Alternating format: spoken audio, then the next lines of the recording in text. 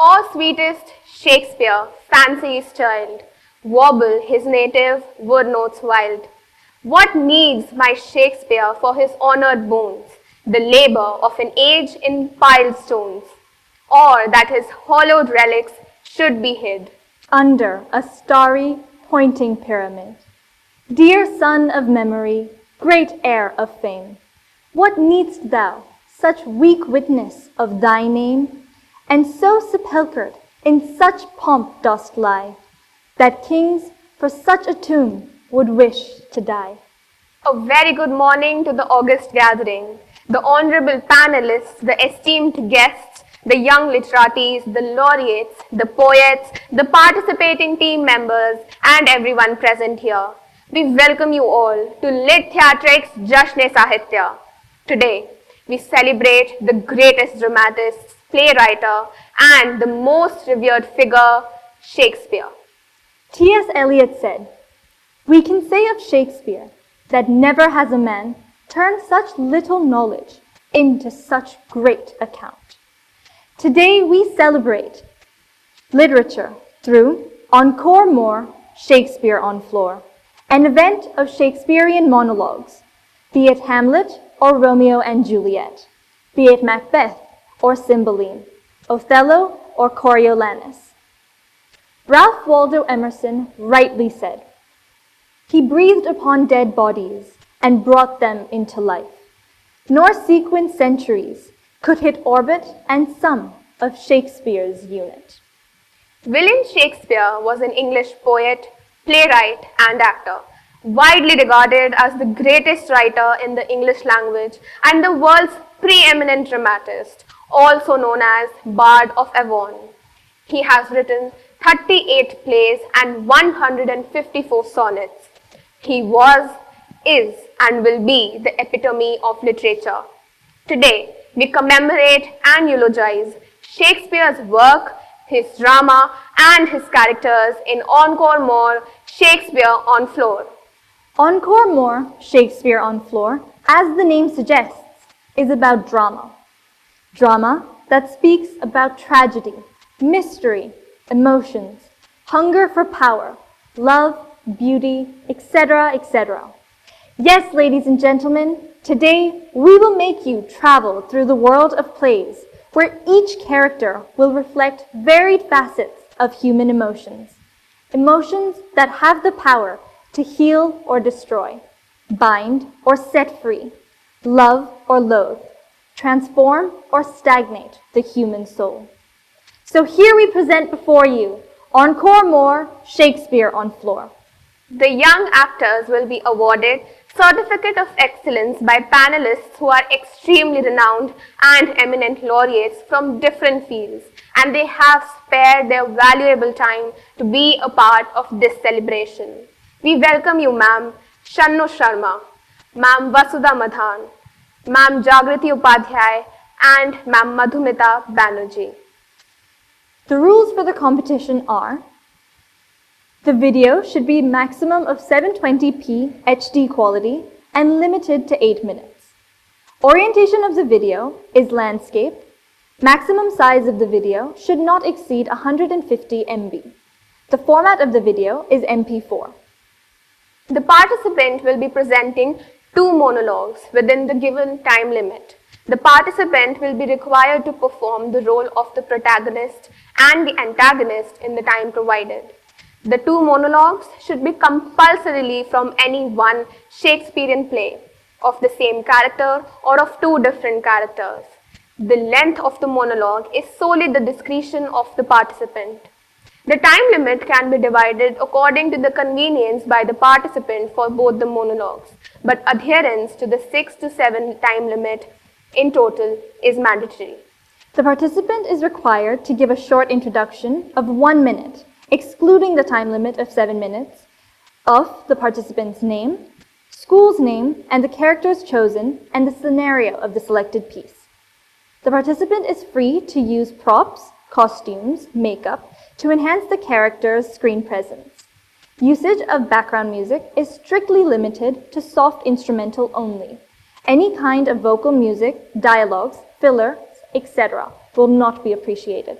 Criteria of excellence will be based on presentation, gesture and facial expression, confidence, projection of the plot and the characters, clarity, enunciation and intonation.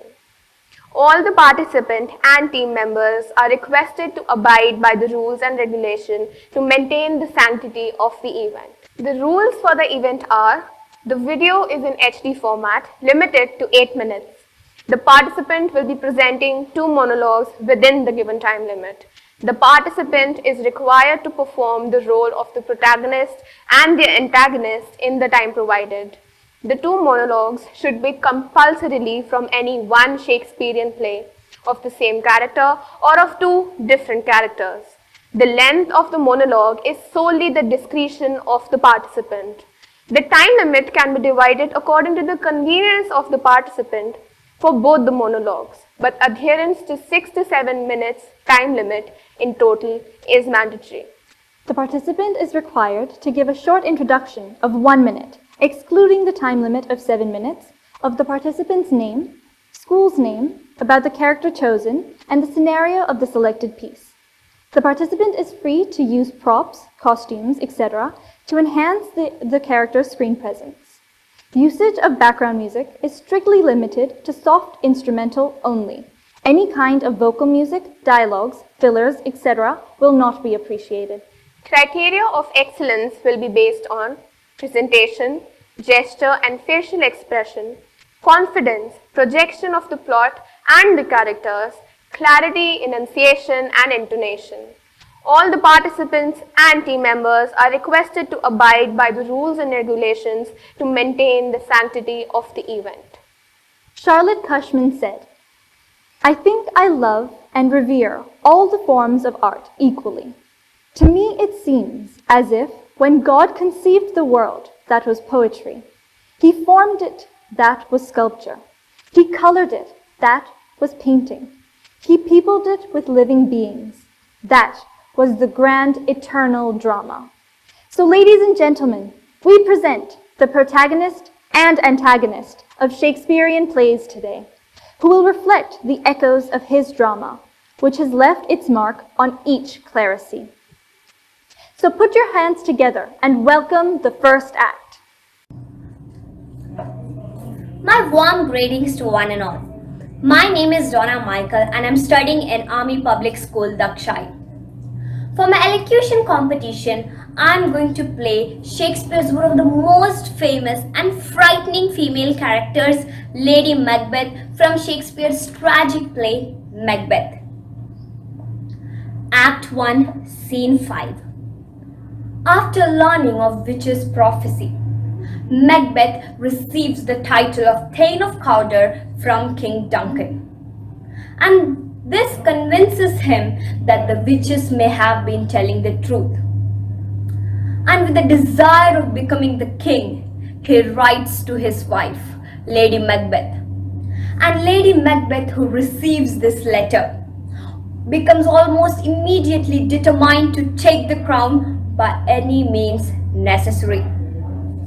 At this moment, a servant arrives and announces the arrival of King Duncan to their castle. And once he has left, she begins this famous soliloquy. Ha ha ha ha!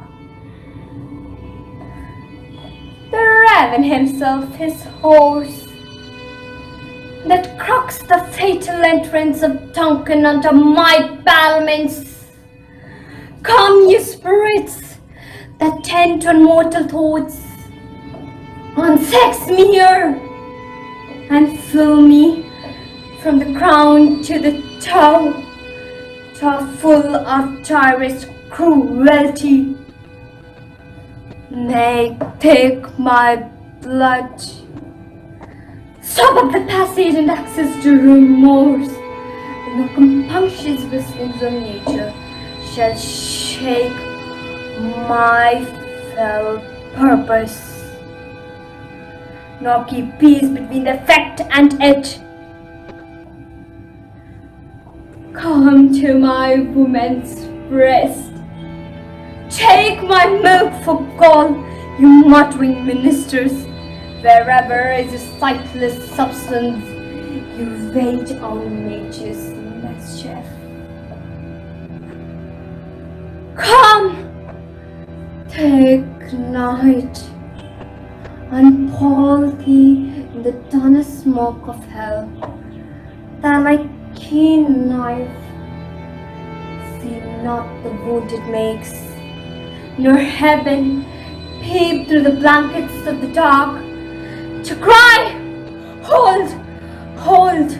Lady Macbeth is the only leading female character in the play. In Act 5, Scene 1, she has gone mad. Now she is suffering from psychological disorder. She sleepwalks, recalling the fragments of the events of murder of King Duncan, Lady Macduff, and Banquo. The blood in her hand symbolizes the guilt she feels upon her deeds. Yet here's a sport! Out, damn sport! Out, I say! 1, 2, why then, this time to do it? Hell is murky. Fie, my lord, fie! A soldier in a field? What need we fear, who knows it? When none can call apart to account. Yet, who would have thought the old man to have had so much blood in him? The Thane of Fife had a wife. Where is she now? What? Will these hands never be clean? No more of that, my lord. No more of that. You mar all with this starting.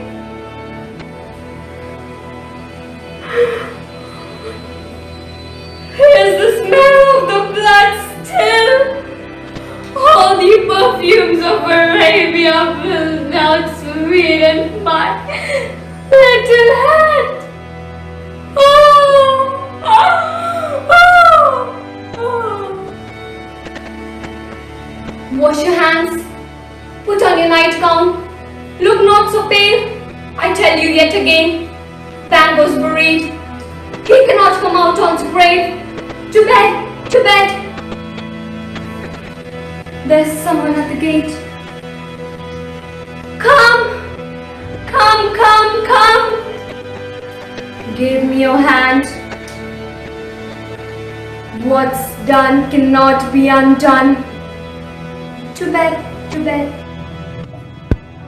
In this play, Lady Macbeth plays the character of an antagonist when she persuades her husband to kill King Duncan, which leads to their downfall and ultimate tragedy. And also an protagonist, as she is the only leading female character in the play. Hereby, I conclude by thanking all the dignitaries and teachers who have given me this opportunity to participate in this competition. Thank you. That time of year thou mayst in me behold, when yellow leaves or none or few do hang upon those boughs which shake against the cold, bare ruined choirs where late the sweet birds sang. In me thou seest twilight of such day. With these beautiful lines from Sonnet 73, I now invite the second performer. A very hearty good day to one and all present here. Today, I, Angela Nawab, student of Ashok Hall Girls Residential School, Mashkali, is here as a participant of Encore Shakespeare on Flow. The characters that I will be portraying are Macbeth and Lady Macbeth. Macbeth is a Scottish general and the Thane of Glamis who is introduced in the play as a warrior hero, but led to the wicked thoughts by the prophecies of the three witches, especially after the prophecy that he will be made Thane of Cawdor comes true. Lady Macbeth is a leading character in William Shakespeare's tragedy Macbeth.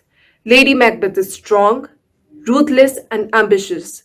The wife of the play's tragic hero, Macbeth, a Scottish nobleman, Lady Macbeth goads her husband into committing regicide, after which she becomes Queen of Scotland.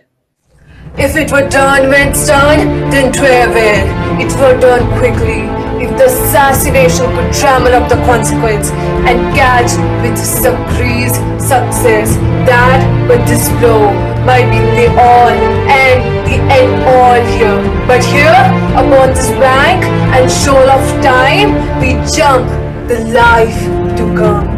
But in these cases, we still have judgment here, that we but teach blurry instructions which being taught returned to the plague inventor. This even-handed justice commits the ingredients of a poison chalice to our own lips. He's here in double trust. First, as I am his kinsman and his subject, strong both against the deep, then as his host, straight against his murderer, shut the door. Not fear the night myself. Besides, this Duncan had so clear in his great office that his virtues will bleed like angels, trumpet-tongued against the deep damnation of his taking off, and pity like a naked newborn baby, striding the blast, or heaven's cherubim hoist upon the sightless couriers of the air, shall blow the horrid deed in every eye, that tears shall drown the wind. I have no spur to break the sides of my intent, but only vaulting ambition, which overleaps itself and falls on me. Glamorous thou art encounter, and shall be what thou art promised. Yet to fear thy nature, it is to full oath milk of human kindness, to catch the nearest wind. Thou wouldst be great, art not without ambition, but without the illness should attend it. But thou wouldst highly, thou wouldst thou hollow, wouldst not play false, and yet would it strongly win. Thoughts have great glamours, that which cries, thus thou must do, if thou have it, and that which rather thou dost it, than wishes should be undone. Hie thee hither, that I may pour my spirits in thine ear, and chastise with the wail of my tongue all that impedes thee from the golden round which fate and metaphysical aid doth seem to have the crown with all.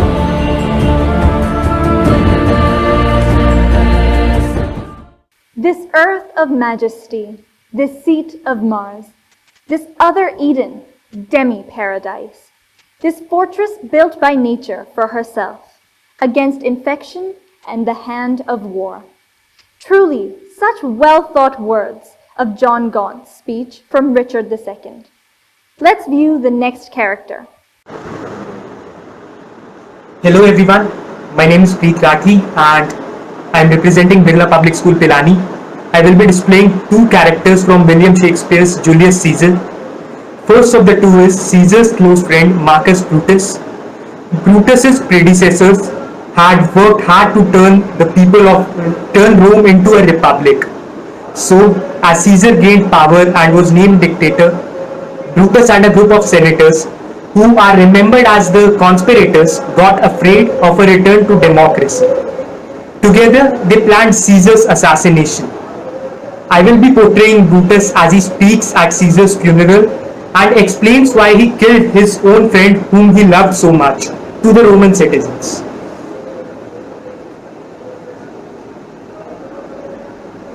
Romans, countrymen and lovers, hear me for my cause and be silent that you may hear.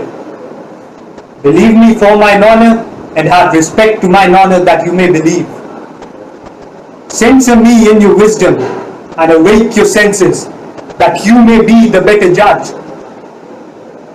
If there be any in this assembly, any dear friend of Caesar's, to him I say, Brutus' love to Caesar was no less than his. If then that friend demand why I rose against Caesar, this is my answer. Not that I loved Caesar less, but I loved Rome more. Would you rather Caesar were living and die all slaves, or that Caesar were dead and live all free men? As Caesar loved me, I weep for him. As he was fortunate, I rejoice at it. As he was valiant, I honor him, but as he was ambitious, I slew him. There is tears for his love, joy for his fortune, honor for his valor, and death for his ambition. Who is here so base that would be a bondman? If any, speak, for him have I offended.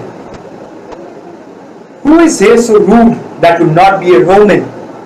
If any, speak, for him have I offended. Who is here so vile that would not love his own country? If any, speak, for him have I offended. I pause for a reply.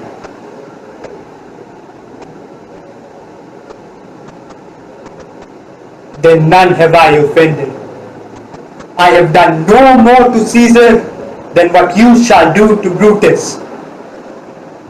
The question of his death is enrolled in the Capitol, his glory not extenuated wherein he was worthy, nor his offences enforced for which he suffered death. Here comes his body, mourned by Mark Antony, who, though he had no hand in his death, shall receive the benefit of his dying. A place in the commonwealth, for which of you shall not? With this I depart, that as I slew my best lover for the good of Rome, I have the same dagger for myself, when it shall please my country to need my death. Up next, I will speak as Mark Antony, who was another close friend of Caesar's. He tries to remind the crowd of Caesar's greatness and makes them realize why killing Caesar was a wrongdoing by the conspirators. He also tries to remind them how Caesar was a noble man, how he always helped them, and he was not as ambitious as Brutus said he was.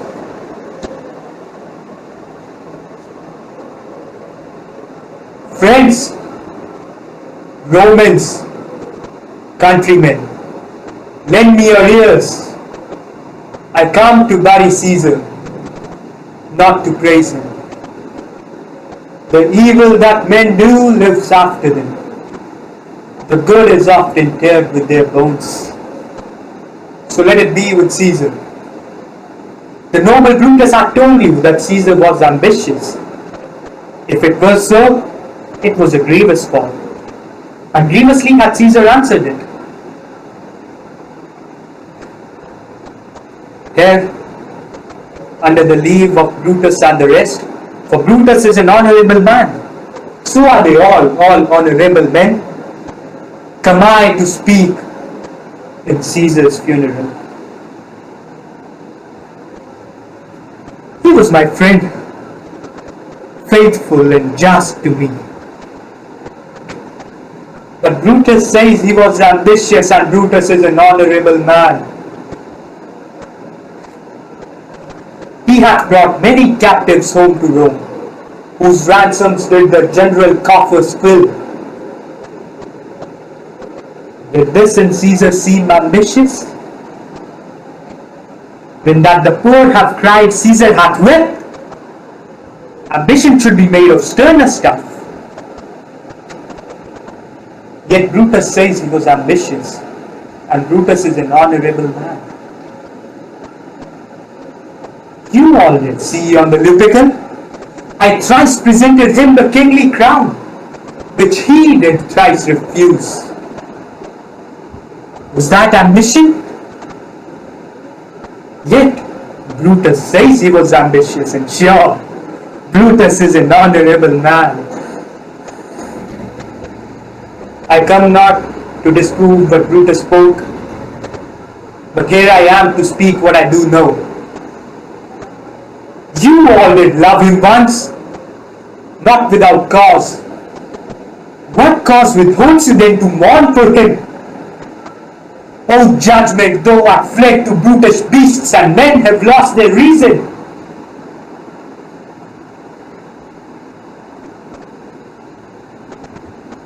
Bear with me. My heart is in that coffin with Caesar, and I must pause till it come back to me.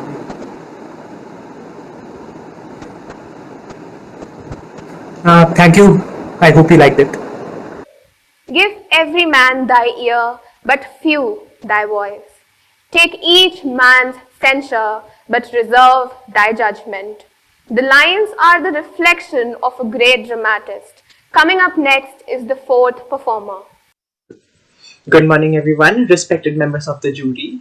I am Manaswin Shah representing G.D. Birla Memorial School, Ranikhet, for the competition Shakespeare on the Floor. Hamlet is one of Shakespeare's most famous tragedies. Hamlet's soliloquy contains one of the most oft-quoted lines of all of Shakespeare's plays, to be or not to be.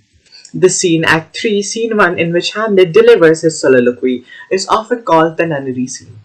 Now I'm going to enact the monologue of Hamlet. To be or not to be? That is the question. Whether it is nobler in a mind to suffer the slings and arrows of outrageous fortunes, or to take arms against a sea of troubles, and by opposing them, end them. To die, to sleep no more, and by sleep, we say we end the heartache and the 1,000 natural shocks that the flesh is heir to. 'Tis a consummation devoutly to be wished. To die, to sleep perchance to dream. Aye, there's a rub, for in that sleep of death, what dreams may come when we have shuffled off this mortal coil, must give us the pause that makes the calamity of so long life. For who would bear the whips and scorn of time, the oppressor strong, the proud man's contour, the pranks of despised love, the lost delay, the insolence of office, and the spurns that patient merit of the unworthy takes, when himself might make his quietus with a bare bodkin. Who would fardels bear to grunt and sweat under our very life, but that dread of something out of that undiscovered country from whose bourne no travellers return, puzzles the will, and makes us rather bear those ills we have than to fly the others that we not know of.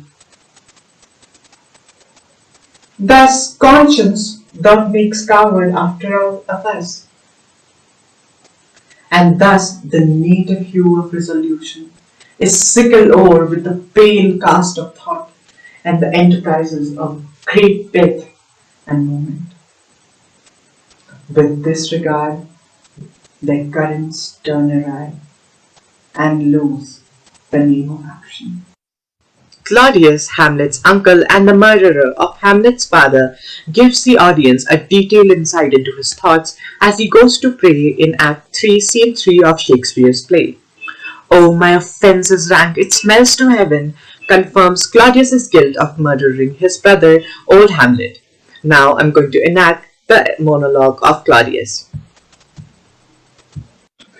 Oh, my offence is rank, it smells to heaven.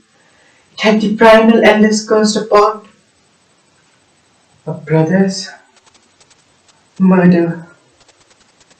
Pray can I not, though inclination be as sharp as will. My stronger guilt defeats my strong intent.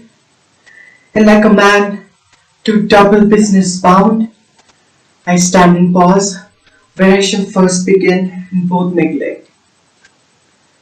What if these cursed hands were thicker than itself, the brother's blood? Is there not rain enough in the sweet heaven to wash it as white as snow? And where to serves mercy but to confront this visage of offense? And what's in prayer but this twofold force to be forestalled ere we come to fall? But then I look up. My fault is in the past. But oh, in what form shall I serve my turn? Forgive me my foul murder, that cannot be. For I am still possessed by those effects for which I did the murder. My own crown, my own ambition, my queen, may one be pardoned and retain the offense? In the corrupted currents of this world, offence's gilded hands may shove by justice, but 'tis not so above. There is no shuffling. There the action lies in its true nature, and we ourselves are compelled, even to the teeth and foreheads of our own faults, to give in evidence. What then? What rest? What repentance can? When can one not? Yet when can it when one cannot repent? Oh wretched state! Oh person, as black as death! Oh lying soul, that's struggling to be free! Art more engaged. Help! Angels, make us say!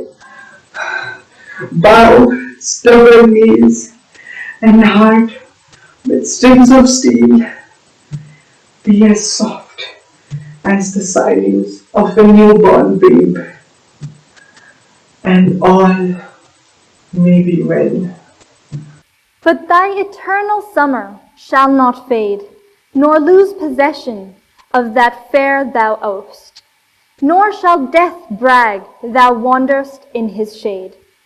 Now we have the next character to present the act.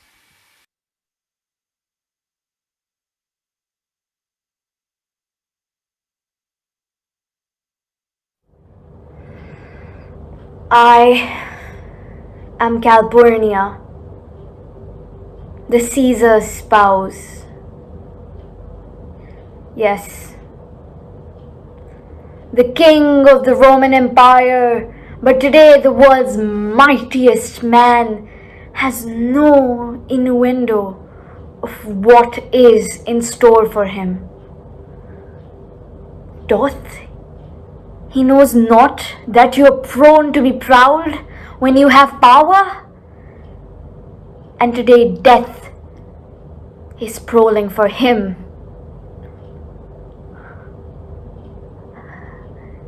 I am trying to stop him to go to the Senate House, for I can sense, feel, hear, touch, and smell that very ominous fear. But alas, he can't. And he is resolute to go to the Senate today. There is only something grotesque waiting for him. Poor Caesar. Such nonchalance, knowing not that no comets are seen on the beggar's death, but heaven itself blazed forth on the death of the princess. There he is going. Caesar! Caesar, what mean you, Caesar? Think you to walk forth?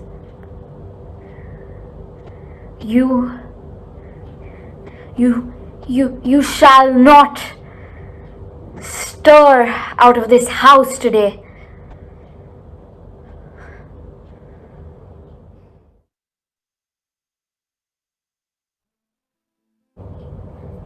Caesar, I never stood on ceremonies, yet now they fright me.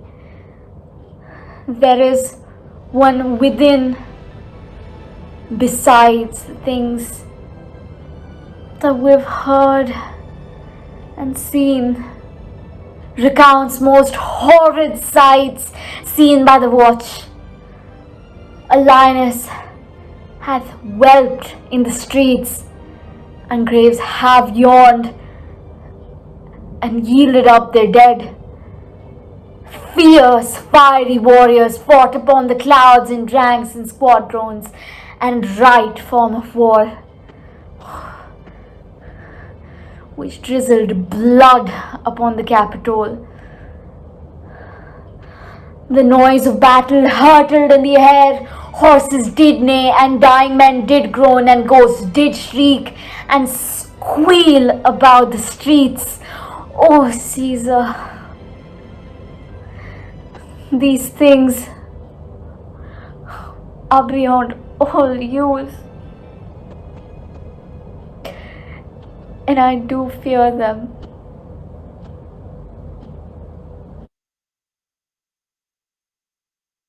My words fly up, my thoughts remain below. Words without thoughts never to heaven go. Adding on to the amazing work of Shakespeare, we have the sixth performer. Greetings to the house. I am Sagar and I will be representing LK Singhania Education Center. Today, I will portray the roles of Brutus and Antony from William Shakespeare, Julius Caesar. And here it goes.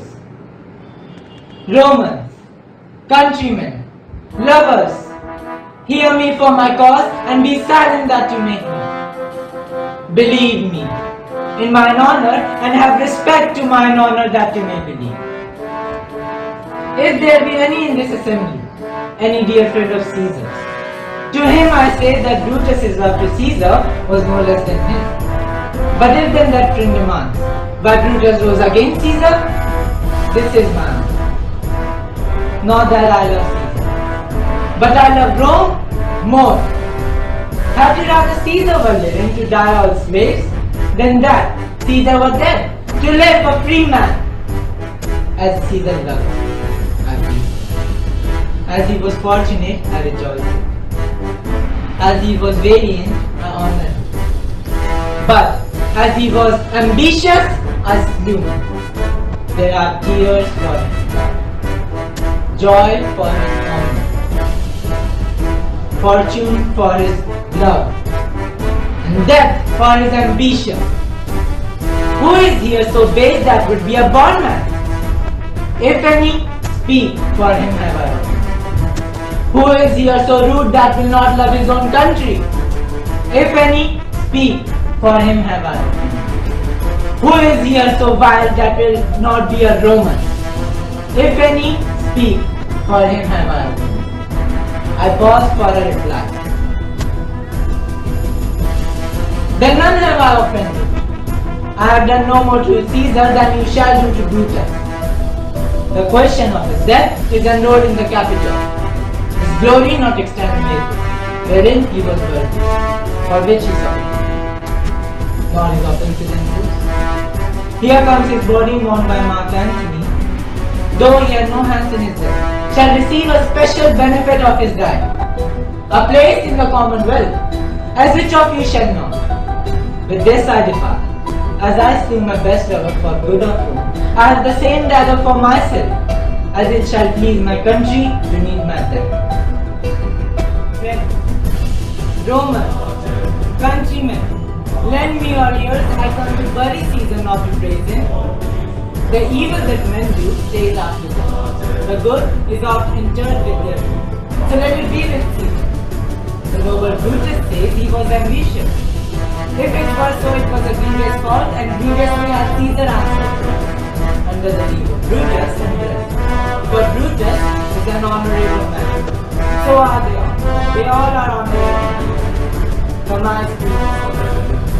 he was my friend, faithful and just to me. But Brutus says he was ambitious, and Brutus is an honorable man. He had brought many captives home to him, whose ransoms did the general coffers full. With this is Caesar's same ambition. But Brutus says he was ambitious, and Brutus is an honorable man. When that the poor have cried, Caesar had wept. Ambition should be made of sterner stuff.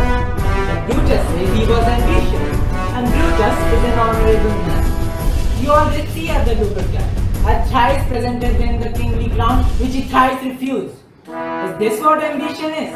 Yet Brutus says it. He was ambitious, and sure, Brutus is an honorable man. I do not disapprove of Brutus. I am here to speak what I do not. You all did love Caesar once without any cause. Then what cause holds him now? To mourn him. What judgment art fled to those brutish beasts our men have lost their reason. Bear with me. My heart is there with Caesar within this coffin, and I must pause till it come back. But yesterday the word of Caesar might have stood against the world. And now he lies there, and none so poor to do him liberty. O masters, if I were disposed to study all my hands and minds to mutiny and rage, I shall do Brutus wrong, and I should do Cassius wrong. But I am not doing it.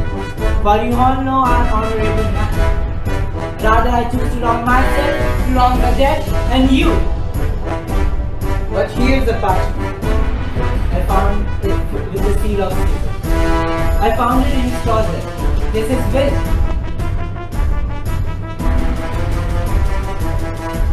Read but the commons hear the testament, which pardon me I do not mean to read. Should go and kill dead Caesar's wounds, and dip their napkins in his sacred blood, and beg a hair of him for his memory, then mention it within their bills, and bequeathing it as a rich legacy unto their issue.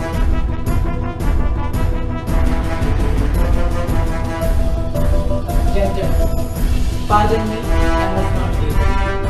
It is not me to ask Caesar loved me. You are not wood, you are not stones, but men. And being men, bearing this will, it will inflame you, it will make you mad. This you will not know that you are this. And if you should, oh, what will come of it? Will you be patient? Will you stay a while? I fear I wrong the honorable man, whose daggers have stabbed Caesar. I do fear it. Will you compel me then to read the will? Then make a ring about the corpse of Caesar, then I will show you whom that means the will. Shall I descend, or will you give me a leave? If you have ears prepared to shut them, you all do know this.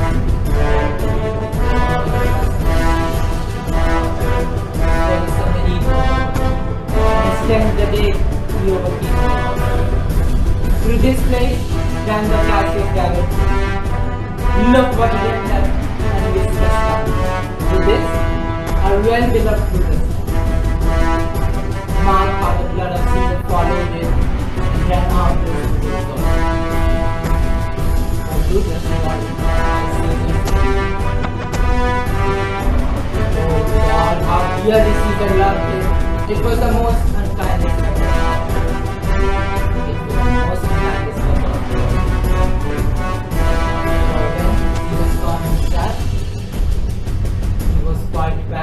His heart burst in his mental muffling of his face, ran through Pompey's, even at the base of Pompey's statue up, he ran, all the while with blood, and fell down, and so did we fell, you and I, and all of us fell down. That bloody treason flooded upon us. Now you perceive the food that lingered. These are gracious prompts. What will you when you behold our Caesar's venture wounded?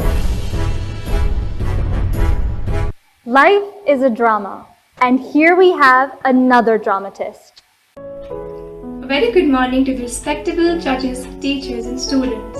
I'm Zaina Chaudhary from MGT Girls School, Jaipur, and today I'll be presenting two monologues on one of the most famous tragedies by William Shakespeare, titled Macbeth. Now, this is the story of a Scottish lord, Macbeth, whom the witch is convinced to believe that he shall be king, but only if he commits the cold-blooded murder of the present king, Duncan. In this scene, we see that Macbeth is on his way to Duncan's bedchambers, but he is still kind of beset, and with his growing sense of anxiety, he starts to hallucinate a dagger. Because Macbeth has some sort of a moral compass, he feels compunction, and this dagger symbolizes his remorse towards the murder he is about to commit. On the other hand, Lady Macbeth is far more determined and ambitious and does not hesitate to access the dark side, unlike her husband Macbeth. Her destructive tendencies and unethical approach towards achieving her goal prevent her from achieving internal contentment and instead trigger her inevitable downfall, that is, she takes her own life. Thus, this monologue here is a suicide soliloquy where she blames Macbeth for being a monster, not the man that she loved. It's ironic how both of them are guilty and accept their wrongs, but they know that they will meet together at last, but in hell. I hope you all enjoy the video. Thank you so much.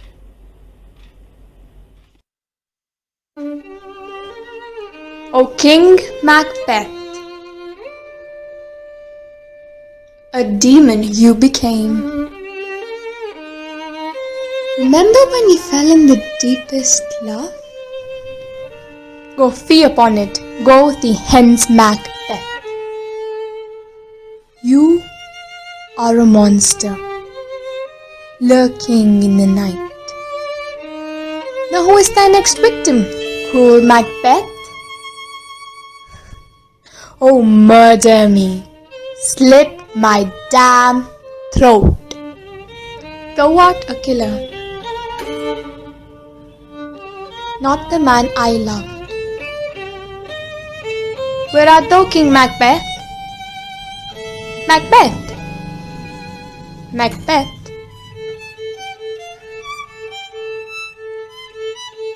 The darkness covers and protects King Macbeth. And dost now feel the creeping guilt and shame. Macbeth cannot permit himself to look me in the eyes. Avoid me now, dost. Hath I become unworthy of your gaze, King Macbeth?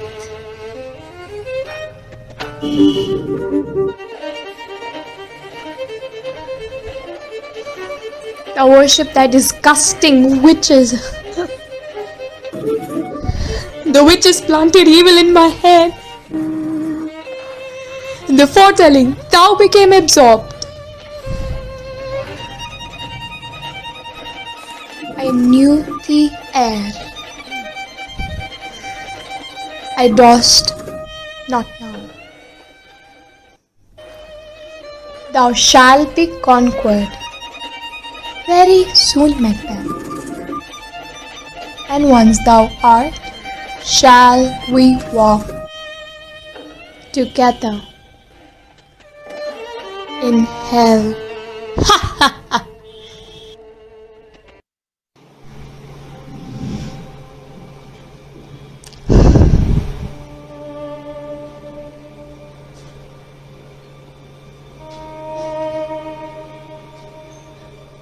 Is this a dagger which I see before me? The handle toward my hand.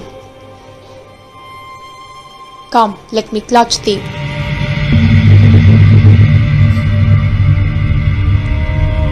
I have thee not, yet I see thee still. Art thou not fatal vision sensible to feeling as to sight? Or art thou but a dagger of the mind, a false creation proceeding from the heat oppressed brain? I see thee yet, in form as palpable as this which now I draw. Thou marshalest me the way that I was going, and such an instrument I was to use.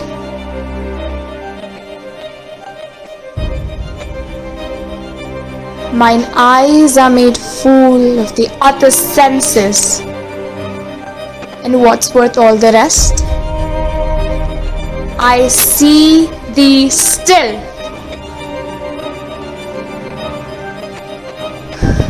And on thy plate, a dungeon couch of blood, which was not so before.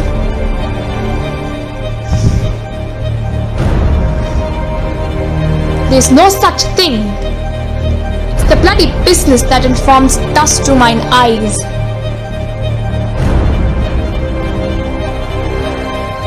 Now over the one-half world, nature seems dead. Wicked dreams abuse the curtained sleep. Witchcraft celebrates pale hay-cakes offerings. Withered murder tolerant by his sentinel. His wolf whose howls his watch casts with darkness his ravishing strides towards his side, moves like a ghost. Shore a firm-set earth, fear not thy steps which way they walk, for fear thy very stones prate of my whereabouts.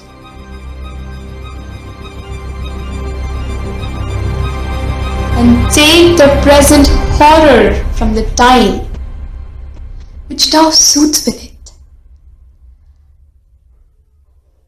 while I threat, he lives. Words to the heat of deed too cold breath gives.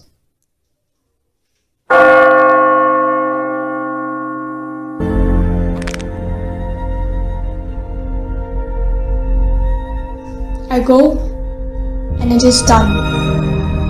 The bell invites me. Hear it not, Duncan, for it is the knell that summons thee to heaven or to hell. As we glide through this Shakespearean era, the forgotten days flash before us like a dream, where each one of us would love to be. We have the 8th performer to take us across the land of dreams. Hello everyone, I'm Vedant Jain, a student of Mayo College Ajmer. I will be presenting an extract from the play Henry VIII, and I'll be playing the role of Buckingham and Wolsey in it. Hope you like it.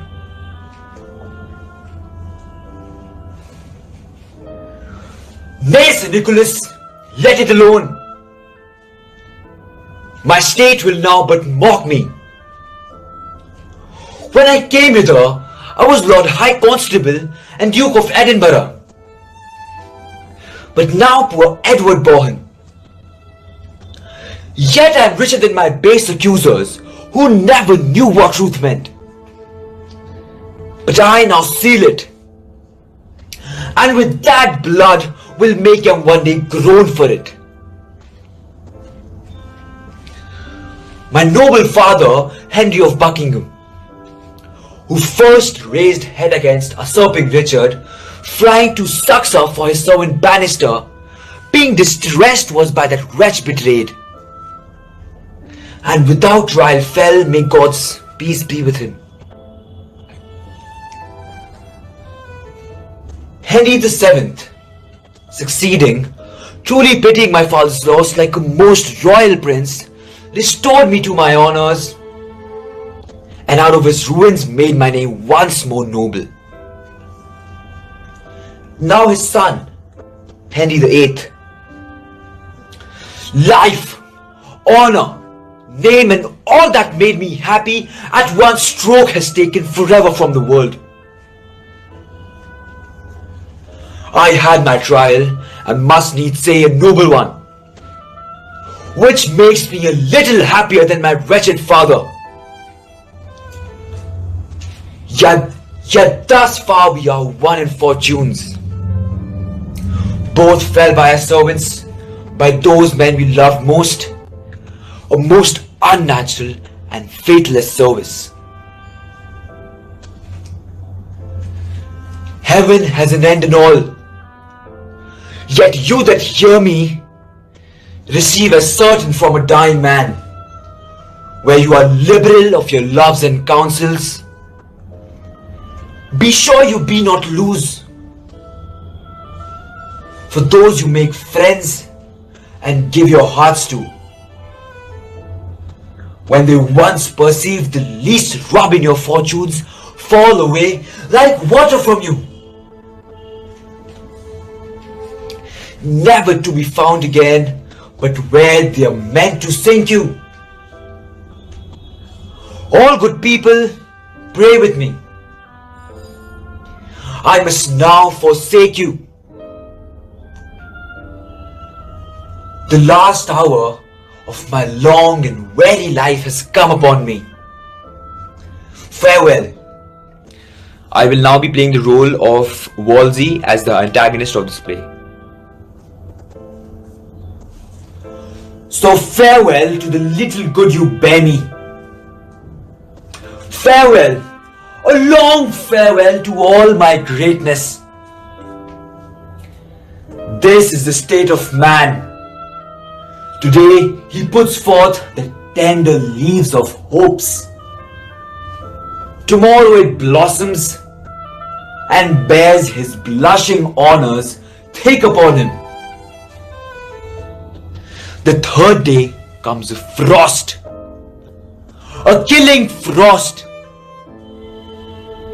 And when he thinks, good easy man, full surely his greatness is ripening, nips his roots, and then he falls, as I do. I have ventured like little wanton boys that swim on bladders, this many summers in a sea of glory, but far beyond my depth. My high blown pride at length broke under me and now has left me weary and old with service to the mercy of a rude stream that must forever hide me. Vain pomp and glory of this world, I hate you. I feel my heart new opened. Oh, how wretched is that poor man that hangs on princesses' favors. There is betwixt that smile you would aspire to, that sweet aspect of princes, and their ruin, more pangs and fears than wars or women have.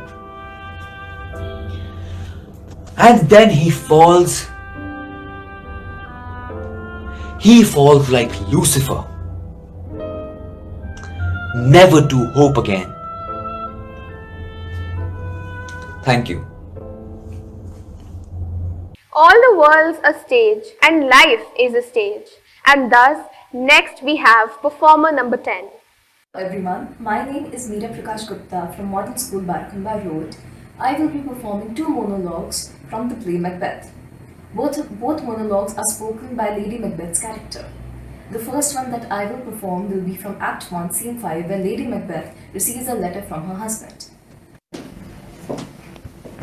They met me in the day of success, and I have learned by the perfectest report. They had more in them than mortal knowledge. When I burned in desire to question them further, they made themselves air into which they vanished.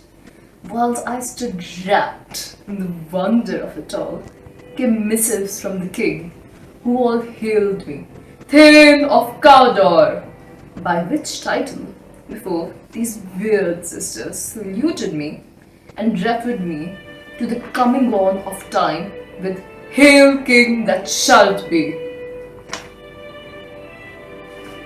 This have I thought good to deliver thee, my dearest partner of greatness, that thou mightst not lose the dews of rejoicing by being ignorant of what greatness is promised thee.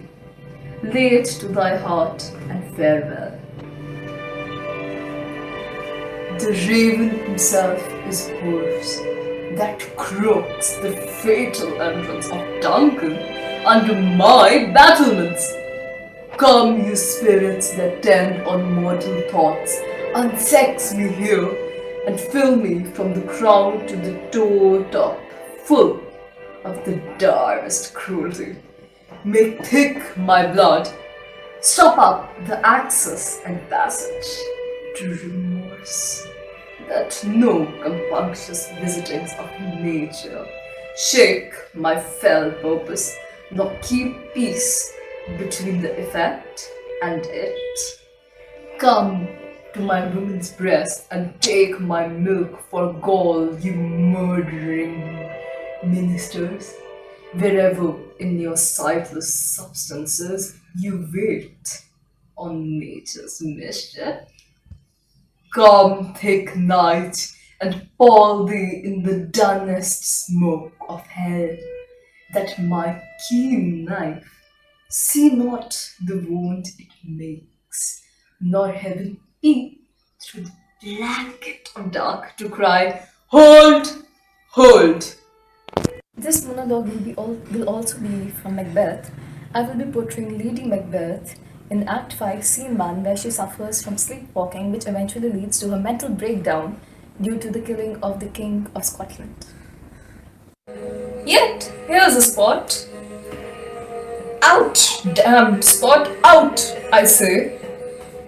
1, 2. Why? Then this the time to do it. Hell is murky.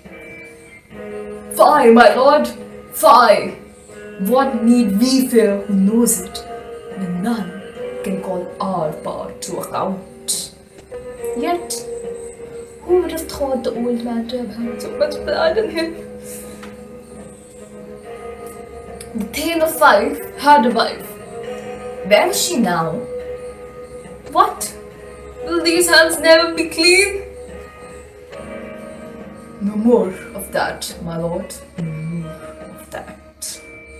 You mar all with this starting.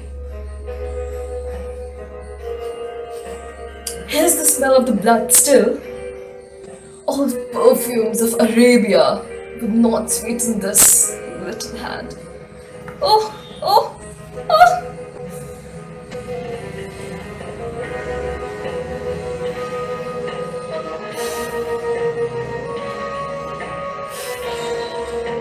Wash your hands, put on your nightgown, look not so pale. I tell you yet again, Angore's married, cannot come out of one's grave.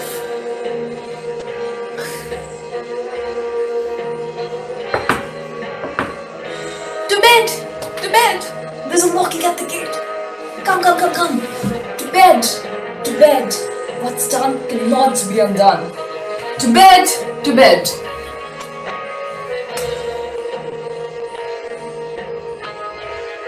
Men at some time are masters of their fates. The fault, dear Brutus, is not in our stars, but in ourselves, that we are underlings. Let us witness the next performer. Good evening, ladies and gentlemen. I'm Srishti Chauhan of Pine Grove School. I'm here to present a monologue, Julius Caesar. Brutus, be patient till the last, Romans, countrymen, and lovers. Hear me for my cause and be silent that you may hear. Believe me in mine honor and have respect to mine honor that you may believe. Censure me in your wisdom and awake your senses that you may the better judge. If there be any in this assembly, any dear friend of Caesar's, to him I say that Brutus' love to Caesar was no less than his. If then that friend demand why Brutus rose against Caesar, this is my answer. Not that I loved Caesar less, but that I loved Rome more. Had you rather Caesar were living and die all slaves, than that Caesar were dead and live all free men. As he loved me, I weep for him. As he was fortunate, I rejoice at it. As he was violent, I honor him, but as he was ambitious, I slew him. There is tears for his love, joy for his fortune, honor for his valor, and death for his ambition. Who is here so base that would be a bondman? If any, speak, for him have I offended. Who is here so rude that would not be a Roman? If any, speak, for him have I offended. Who is here so wild that would not love his country? If any, speak, for him have I offended. I paused for a reply. Then none have I offended. I have done no more to Caesar than you shall do to Brutus. The question of his death is enrolled in the Capitol. His glory not extenuated, wherein he was worthy, nor his offences enforced, for which he suffered death. Here comes his body, mourned by Mark Antony, who too had no hand in his death, but shall receive the benefit of his dying, a place in the commonwealth, as which of you shall not.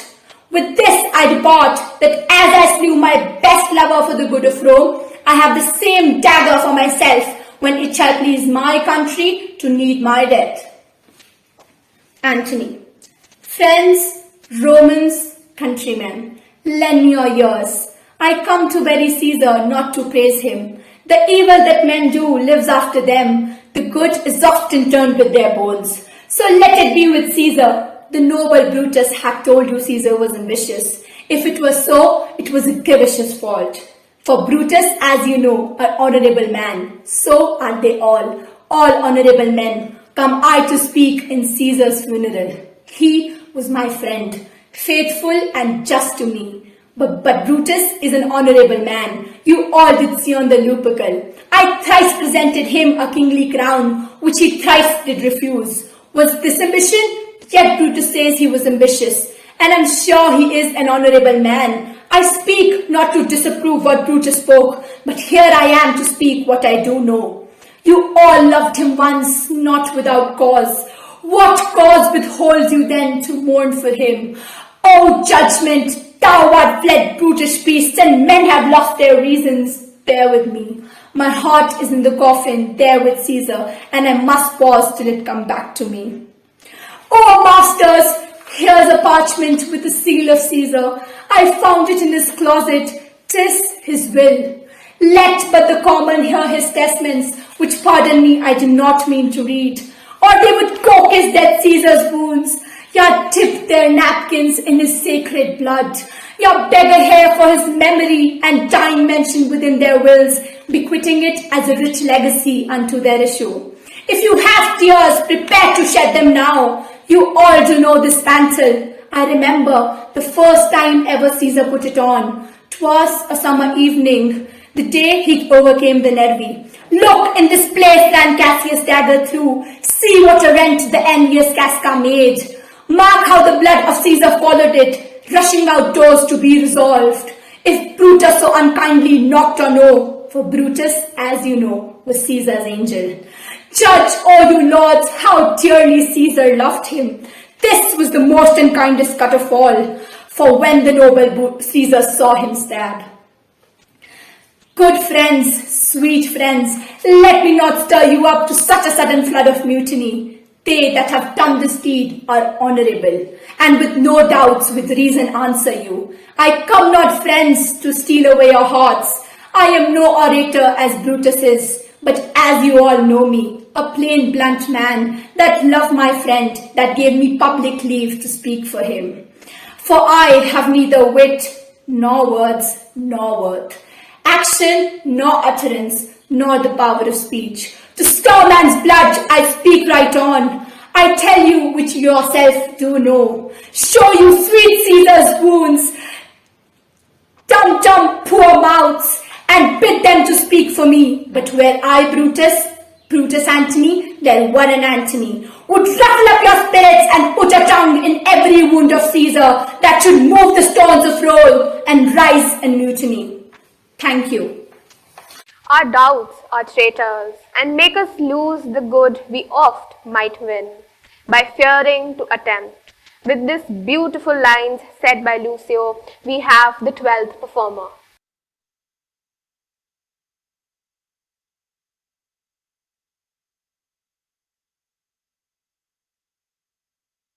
Revenge seems to be one of the deepest instincts we have.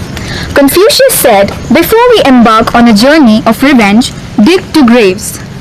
Shakespeare's play Titus Andronicus is an example of revenge tragedy because it portrays out-of-control revenge, attack and counter-attack which destroy the lives of all involved.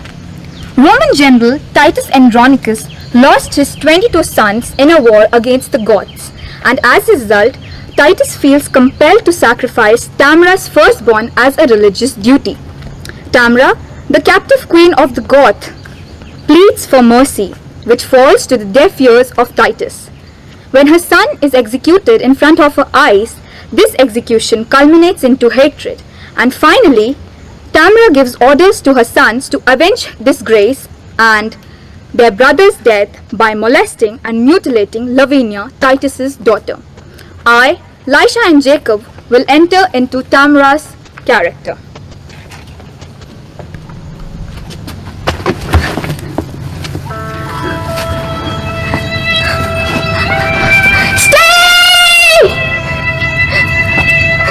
Roman brethren, gracious conqueror, victorious Titus, rue the tears I shed.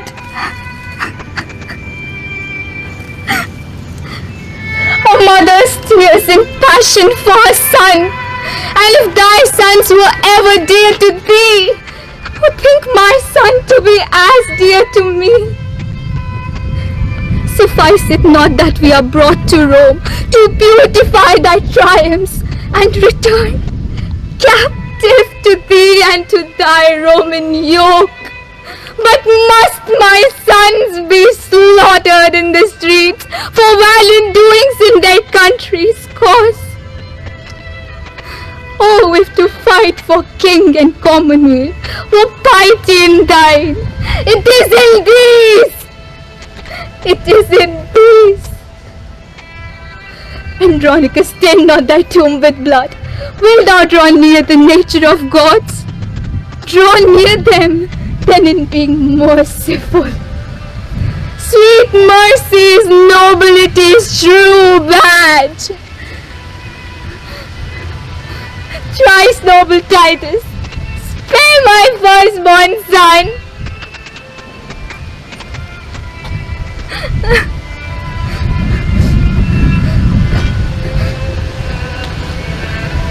Spare my firstborn son!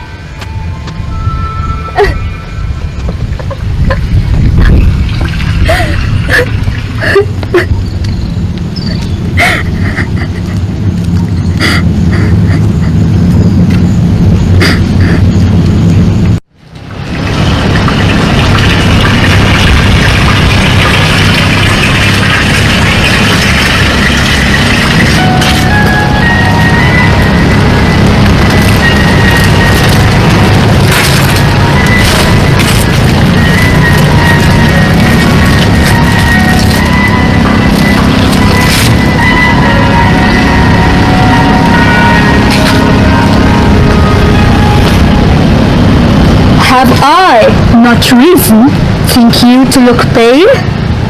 These too have ticed me hither to this place. A barren, detested vale, you see it is. The trees, though summer, yet forlorn and lean, overcome with moss and baleful mistletoe. Here never shines the sun. Here nothing breathes, unless the nighty owl of fatal raven. And when they showed me this abhorred pit, they told me, here, at dead time of night, 1,000 fiends, 1,000 hissing snakes, 10,000 swelling toads, as many urchins would make such fearful and confused cries as any mortal body hearing it should straight fall mad, or else die suddenly. No sooner had they told this hellish tale, but straight They told me they would bind me here unto a body of a dismal hue and leave me to this miserable death. And then they called me foul adulteress, lascivious goth, and all the bitterest terms that ever you did hear to such effect. And had you not, by wondrous fortune come, this vengeance on me had they executed.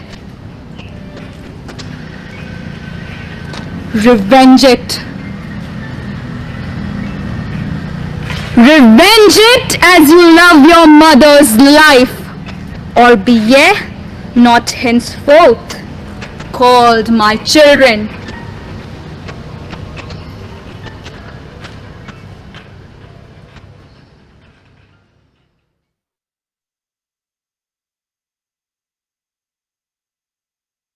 I know a bank where the wild thyme blows, where oxlips and the nodding violet grows, quite over canopied with luscious woodbine, with sweet musk roses, and with eglantine. Let's witness our next young actor. Good greetings. I, Himangini Bhati of Rajmata Krishna Kumari Girls Public School, Jodhpur, will present Macbeth's monologue as an antagonist and a protagonist. Macbeth, one of the shortest tragedies written by Shakespeare, paints a picture of a king consumed by blind political ambition. He is spurred to felony by Lady Macbeth and becomes aggressively engrossed into paving way for his future and fortune. Macbeth was tormented by the evils committed by him.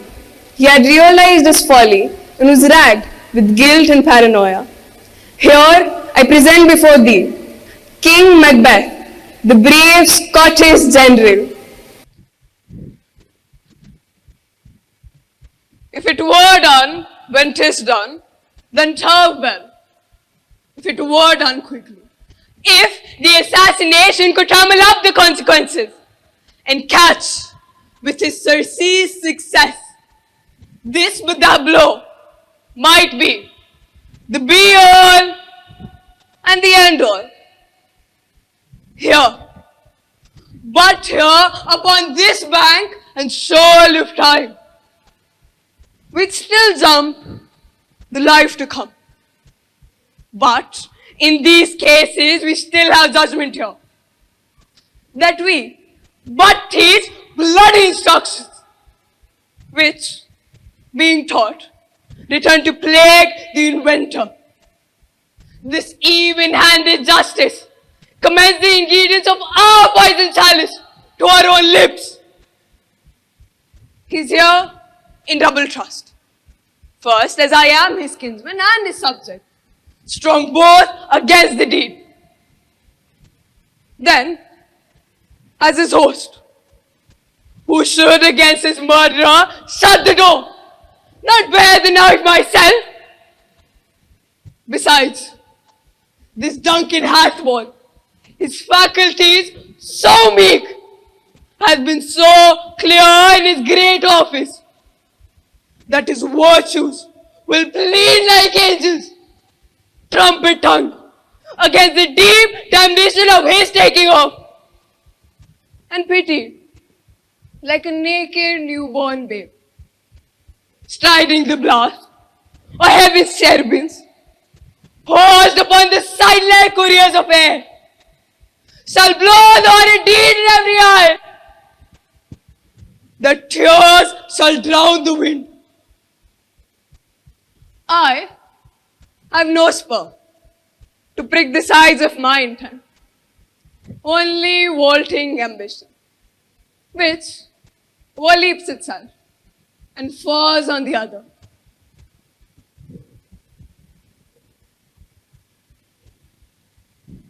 I have almost forgotten the taste of fear. The time has been.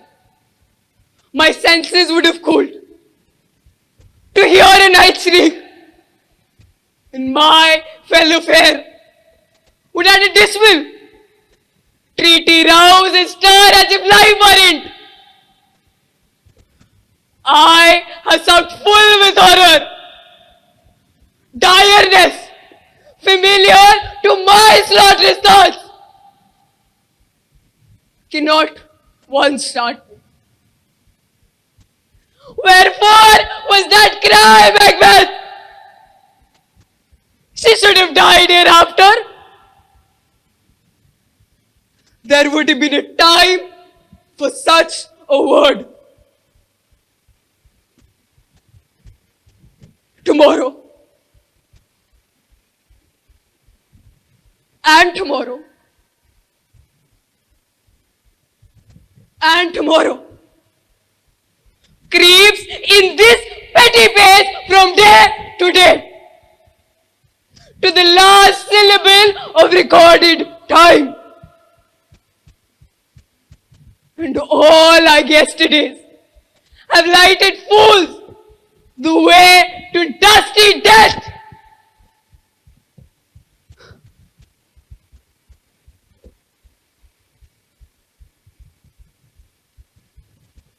Out, out, brief candle.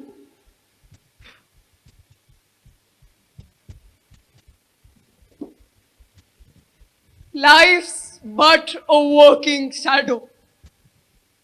A poor player that starts and fets his eye upon the stage and then is heard no more.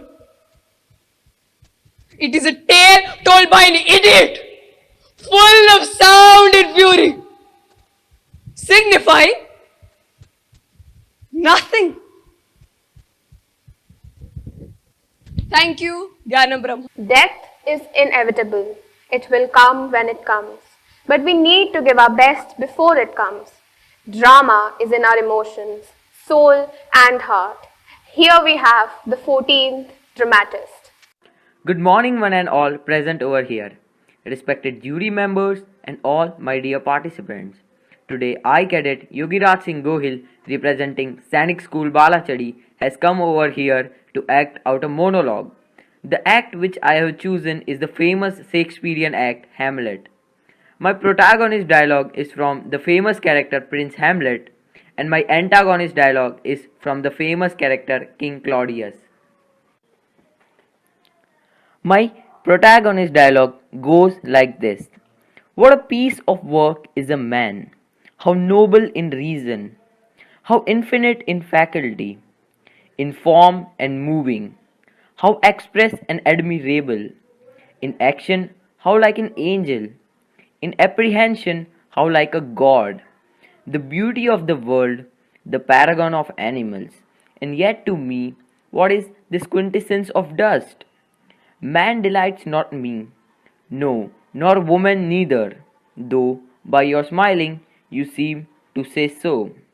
This dialogue is from the Hamlet, Act number 2 and the scene number 2. Though I am native here, and to the manner born, it is a custom, more honored in the breach than the observance. This is a dialogue by Hamlet in Act 1, Scene 4. He accompanies Horatio and Marcellus as they await the ghost, but we learn by this quote that he sees his life worthless.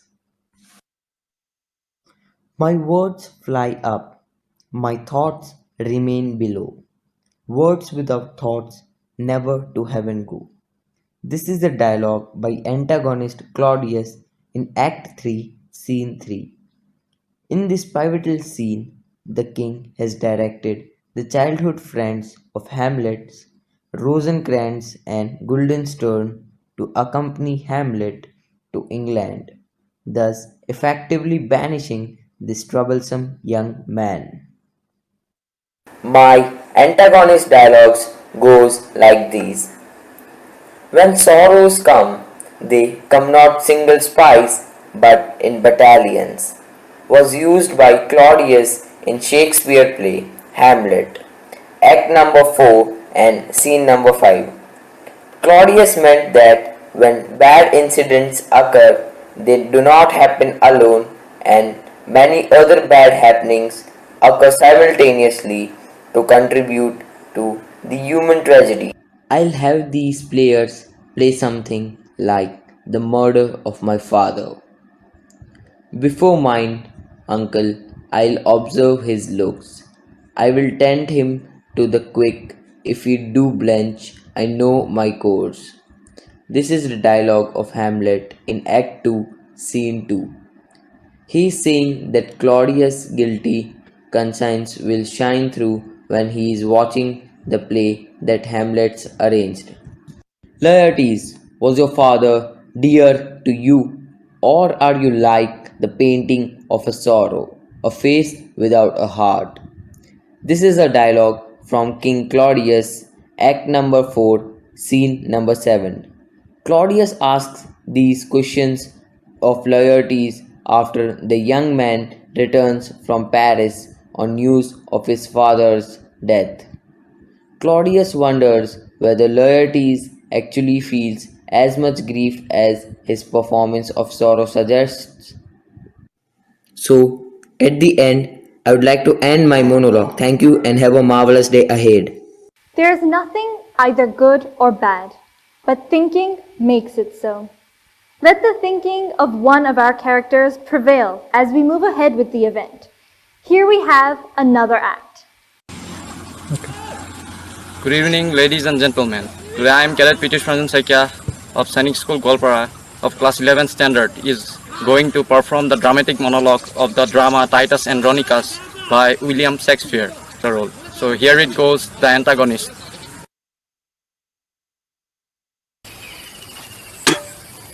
I had not done 1,000. Even now, I curse the day. And yet I think you come within the compass of my curse. For I not did some notorious ill, or else kill a man devices that. Ravish a maid or pluck the way to do it. Accuse some innocent and forswear myself. With a deadly enmity between two friends. Make foam and skittle break their necks. Set fire on barns and hashtags in the night. Beat the owners. Quench them with their tears. Ah! If I digged up dead men from their graves and set them upright at their dear friends' doors, even when their sorrow was almost forgotten, and on their skins of the trees I had with my knives, carved in Roman letter, let not my sorrow die, though I am dead. George, I had done 1,000 dreadful things as willingly as one would kill a fly. Nothing grieves me harder indeed, but that I cannot do 10,000 more.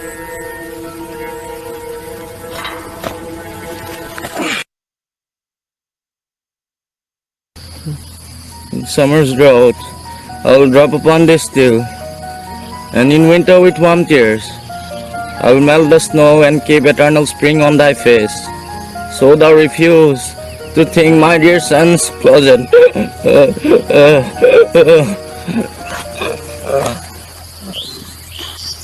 Evangelians, all gentle Asian men, and find my sons reversed into the tomb of death.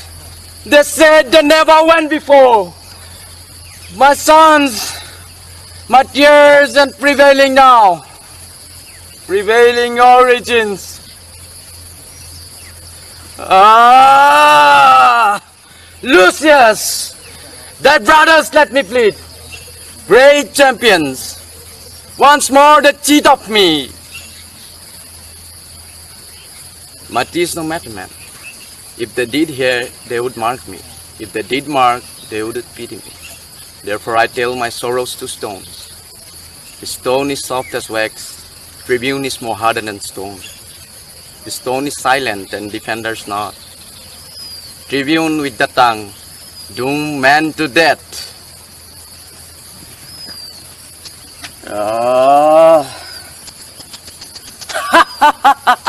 Oh happy man, they have befriended thee. Why foolish new sisters are not perceived that Rome is when the wilderness of tigers. Tigers must prey, and Rome affords no prey, but me and mine. Oh happy another, from the devourers to be banished. And who comes with her brothers? They got it, boy! Arise and look upon her! Speak, Lavinia. But a cursed hand had made the handless and my father's tongue. But a fool had added water to the sea. Or torch to bright, burning Troy. My grief was at the height before the honest, and now like Nilus and disdain abounds. Give me a sword on top of my head. To further Rome's, and all in vain in bootless held up. And then they said they one will help to cut the other.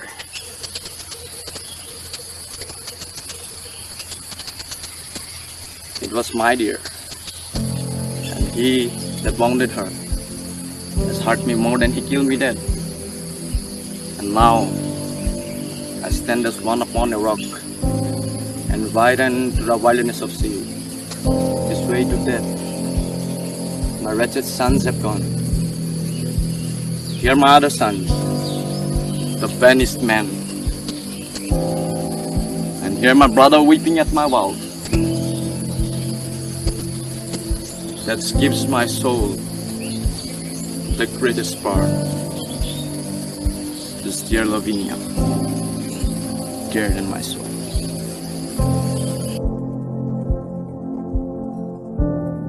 When in eternal lines to time thou growest, so long as men can breathe or eyes can see, so long lives this, and this give lives to thee. With these lines from Sonnet 8, we invite the 16th performer. Hailing from the heart of India, I am Vrinda Bansal of grade 12, representing Sindhya Kanya Vidyalaya for the event Encore More Shakespeare on the Floor. I will be impersonating the characters of Romeo and Tybalt from Shakespeare's Romeo and Juliet in my speeches. While Romeo is the protagonist, Tybalt is the antagonist in the play. Romeo's monologue is from Act 2, Scene 2, where he is standing underneath Juliet's balcony and romanticizing her beauty in exalted words. Tybalt's monologue is from Act 3, Scene 1, where he is standing in a public place in Verona and a brawl with Mercutio is impending. But soft, what light through yonder window breaks? It is the east, and Juliet is the sun. Arise, fair sun, and kill the envious moon who's already sick and pale with grief, that thou, her maid, art far more fair than she. Be not her maid, since she is envious. Her vestal livery's but sick and green, and none but the fools to wear it. Cast it off. Wait, it is my lady. Oh, it's my love. Oh, that she knew she were. She speaks, yet she says nothing. What of that? Her eye discourses. I will answer it. And too bold 'tis not to me she speaks. Two of the fairest stars in all the heaven have some business to entreat her eyes twinkle in this fair till the return. What if her eyes were there? They in her head? The brightness of her cheek would shame those stars in daylight doth a lamp. Her eyes in all the heaven would through the airy region stream so bright that the birds would sing and think it were not night. See how she leans her cheek upon her hand. Oh, that I were a glove on that hand. I might touch that cheek. What young buck is what they would cry as we strong young men sprint through the night with our swords in flight, drinking our wisdom. It was my life, my time, my name that was in the lips of the maiden and good men. My line that would lead my family into fortune and futures. But what if the brave steed stabbed on a street and left out to bleed? No honor in death so much. no rest in an end inglorious as mine. Yet I am no villain. I am still but a boy or man, by love and life, but not by years. Wasted away life in a bitter shade of what would have been, but was not. But see, I am bested by a coward, a man who runs, a man who returns, not to mourn my lost cousin, but to kill his own sorrow, his own pain. Victor Hugo said, "The ode lives upon the ideal, the epic upon the grandiose, the drama upon the real." Let us welcome the next act. Good morning everyone. My name is Shivajit Dasgupta and I am from Assam Valley School. The characters that I have chosen today are from one of Shakespeare's most important tragedies, Othello. The negative character is of the diabolical Iago, also known as one of Shakespeare's most cruelest villains. The other character is Othello, the protagonist. Iago in his monologue shows his desire to get even with Othello and take revenge from Cassio. Othello in his speech shows his irreparable regret in murdering his own wife under false assumptions. There has been some technical issues, so I request everyone to kindly use headphones or earphones for the best experience. Thank you, sit back and enjoy. That Cassio loves her. I do well believe it. That she loves him. This act, and of great credit. The more, howbeit that I enjoy him not, is of a constant, loving, noble nature, and I dare think he'll prove to Desdemona a most dear husband.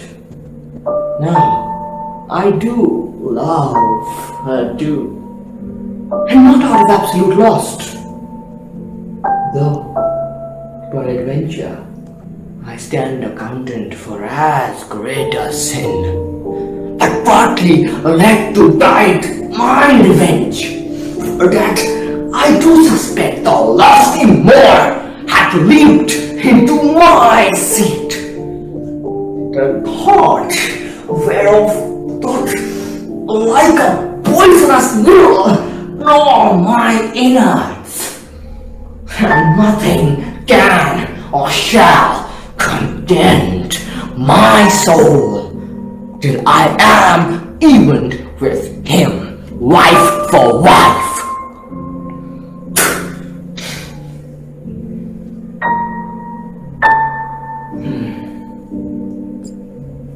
Or failing so, yet that I put the more, at least, into a jealousy so strong that judgment cannot kill.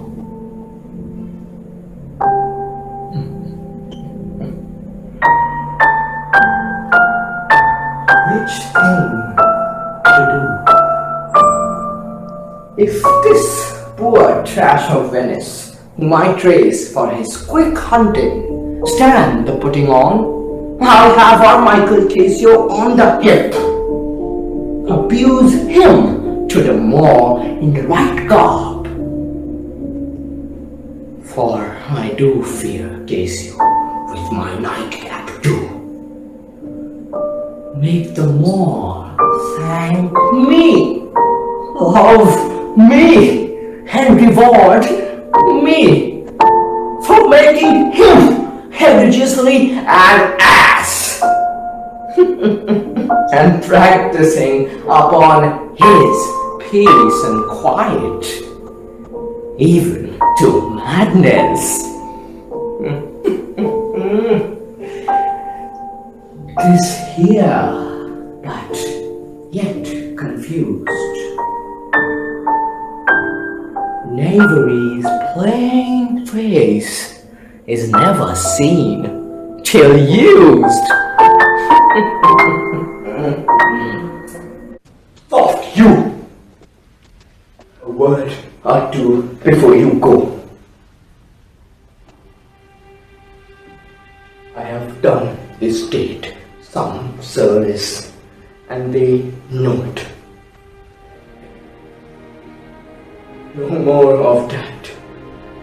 I pray you, in your letters, when you shall these unlucky deeds relate, speak of me as I am, nothing extenuate, nor set down aught in malice. Then must you speak of one who loved not wisely, but too well, of one not easily jealous, but being wrought, perplexed in the extreme, of one whose hand, like the base Indian, threw upward away, richer than all his tribe, of one whose subdued eyes, albeit unused to the melting mood, drop tears as fast as the Arabian trees, their medicinal gum.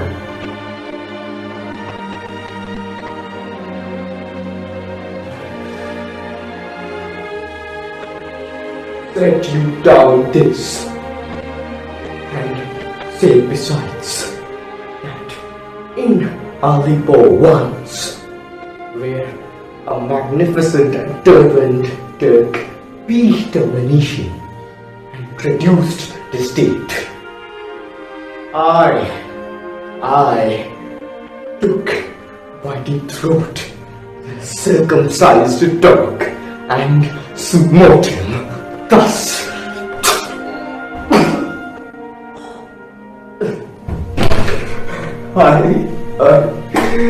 I kissed thee where I kissed thee, no way but this, killing myself to die upon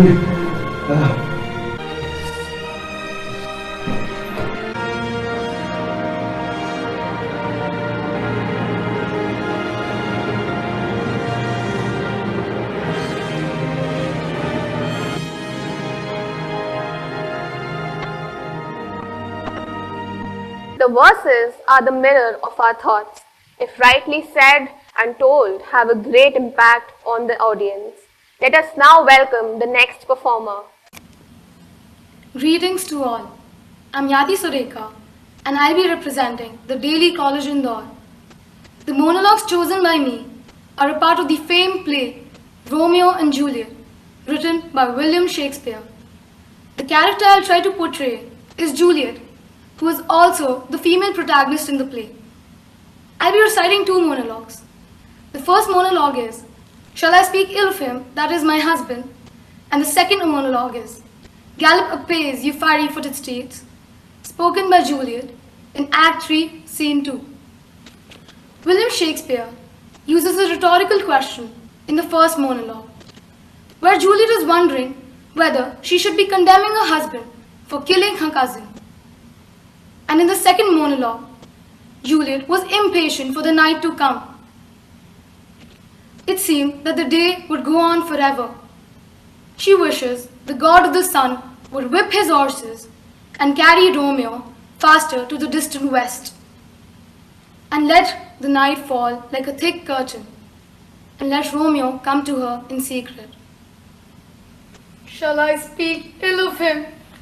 That is my husband. Ah, poor my lord, what tongue shall smooth thy name, when I, thy 3 hours wife, have mangled it? But wherefore, villain, didst thou kill my cousin? That villain cousin would have killed my husband. Back, foolish tears, back to your native spring. Your tributary drops belong to war, which you, mistaking, offer up to joy. My husband lives, that Tybalt would have slain, and Tybalt's dead, that would have slain my husband. All this is comfort, wherefore weep I then. Some word there was, worse than Tybalt's death, that murdered me. I would forget it fain, but oh, it presses to my memory like damned guilty deeds to sinners' minds. Tybalt is dead, and Romeo, banish it, that one word, banish it, hath slain 10,000 Tybalts. Tybalt's death was woe enough if it had ended there. Or as our woe delights in fellowship, and needly will be ranked with other griefs. Why it followed not when she said, Tybalt's dead, thy father or thy mother, nay, or both? Which modern lamentation might have moved? But with a rare word, falling Tybalt's dead, Romeo is banished to speak that word. His father, mother, Tybalt, Romeo, Juliet, all slain, all dead. Romeo is banished. There is no end, no limit, measure bound. That word's dead. No words can that woe sound. Gallop apace, ye fiery-footed steeds, towards Phoebus' lodging. Such a wagoner as Phaeton would whip you to the west and bring in cloudy night immediately. Spread thy close curtain, love performing night, that runaway's eyes may wink, and Romeo leap into these arms, untalked of and unseen. Lovers may see to do their amorous rites by their own beauties, or if love be blind, it best agrees with night. Come, civil night, thou sober-suited matron, all in black, and learn me how to lose a winning match. Plead for a pair of stainless maiden hooks. Put my unmanned blood bathing in my cheeks with thy black mantle till strange love grow bold. Think true love acted simple modesty. Come, night, come, Romeo, come thou day and night, for thou wilt lie upon the wings of night, whiter than new snow upon a raven's back. Come, gentle night, come, lowing black-browed night. Give me my Romeo, and when he shall die, take him and cut him out into the stars. And he will make the face of heaven so fine that all the world will be in love with night and pay no worship to the garish sun. Oh, I have bought the mansion of love, but not possessed it. So tedious is this day, as is the night before some festival to an impatient child that hath new robes and may not wear them. And all the men and women are merely players. They have their exits and their entrances. We have the next player to bring a Shakespearean monologue. Hello, ladies and gentlemen. My name is Katyayan Kanodia and I am from the Doon School, Dehradun.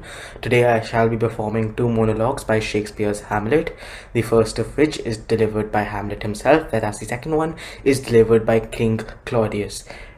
Hamlet's monologue ponders over life and death, whereas King Claudius's monologue is a confession of sorts for the crimes he has committed throughout the play. So without much further ado, I would like to start off with Hamlet's soliloquy.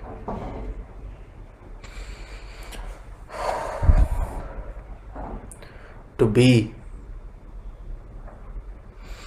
or not to be, that is the question. Whether it is nobler in the mind to suffer the slings and arrows of outrageous fortune, or to take arms against a sea of troubles and by opposing end them. To die, to sleep no more, and by a sleep to say we end the heartache, the thousand natural shocks that flesh is heir to. 'Tis a consummation devoutly to be wished. To die, to sleep, perchance to dream. There's the rub. For in that sleep of death, what dreams may come when we ourselves have shuffled off this mortal coil must give us pause. There's the respect that makes calamity of so long life. For who would bear the whips and scorns of time, the oppressor's wrong, the proud man's contumely, the pangs, the insolence of office, and the spurns that patient merit of the unworthy takes when he himself might his quietus make with a bare bodkin? Who would these fardels bear to grunt and to sweat under a weary life? But that dread of something after death, the undiscovered country from whose bourne no traveller returns, puzzles the will and makes us rather bear those ills we have rather than fly off to others that we know not of. And thus conscience does make cowards of us all, and thus the native hue of resolution is sicklied over with the pale cast of thought. With this enterprise of great pith and movement, with this regard, their currents turn awry and lose the name of action. Thank you. Moving on to the monologue by King Claudius. Oh, my offense is rank, it smells to heaven. It hath the primal eldest curse upon't. A brother's murder, pray can I not? A brother's murder, pray can I not? Though inclination be as sharp as will, my stronger guilt defeats my strong intent, and like a man to double business bound, I stand and pause where I shall first begin, and both neglect. What if this cursed hand were thicker than itself with brother's blood? Is there not enough in the sweet heavens to wash it white as snow? Whereto serves mercy but to confront the visage of offense? And what is in prayer but this twofold force to be foretold ere we come to fall? or pardoned being down, then I look up. My fault is past, but oh, what form of prayer can serve my turn? Forgive me for my foul murder. No, that cannot be, since I am still possessed of those effects for which I did the murder. My crown, my known ambition, and my queen. May one be pardoned and retain the offense? The corrupted currents of the world, once a gilded hand may shove by justice, and oft is seen the wicked prize itself buys out the low. But 'tis not so above, 'tis not so above. There is no shuffling. There the action lies in his true nature, and we ourselves compelled even to the teeth and the forehead of our faults to give in the evidence. What then? What rests? Try what repentance can. What can it not? Yet what can it when one cannot repent? O wretched state, O bosom black as death, O loud soul that's struggling to be free, a heart more engaged, a heart more engaged. Thank you. Benjamin Franklin said, "Don't thou love life? Then do not squander time, for that is the stuff life is made of." Let us witness the next performance. Greetings of the day. I am Gati Cham from the Emerald Heights International School, and today I bring forth two monologues, both of whom are Portia's, from the play Julius Caesar. Monologue 1, Act 2, Scene 1. Brutus, as any good friend would have been, and was, in deep dilemma, whether his friend Julius Caesar would be blinded by power, or will he, as his nature was, remain an honest and humble man? Should Brutus kill the arrogance of Caesar with Caesar's death, or should he believe Caesar's innate nature? Portia, Brutus's wife, enters the garden where Brutus is roaming about in dilemma, and she says, "Is Brutus sick? And is it physical? To walk unbraced and suck up the humours of the dank morning. What is Brutus sick, and will he steal out of his wholesome bed to dare the wild contagion of the night, and tempt the roomy and unpurged air to add into his sickness? No, my Brutus, no. You have some sick offence within your mind, which by the right and virtue of my place I ought to know of.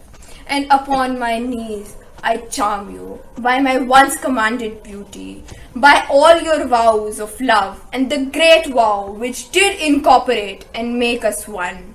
Do not unfold to me yourself your half, while you were heavy, and what men tonight have had to resort to you, for there have been some 6 or 7 of them who did hide their faces even from darkness.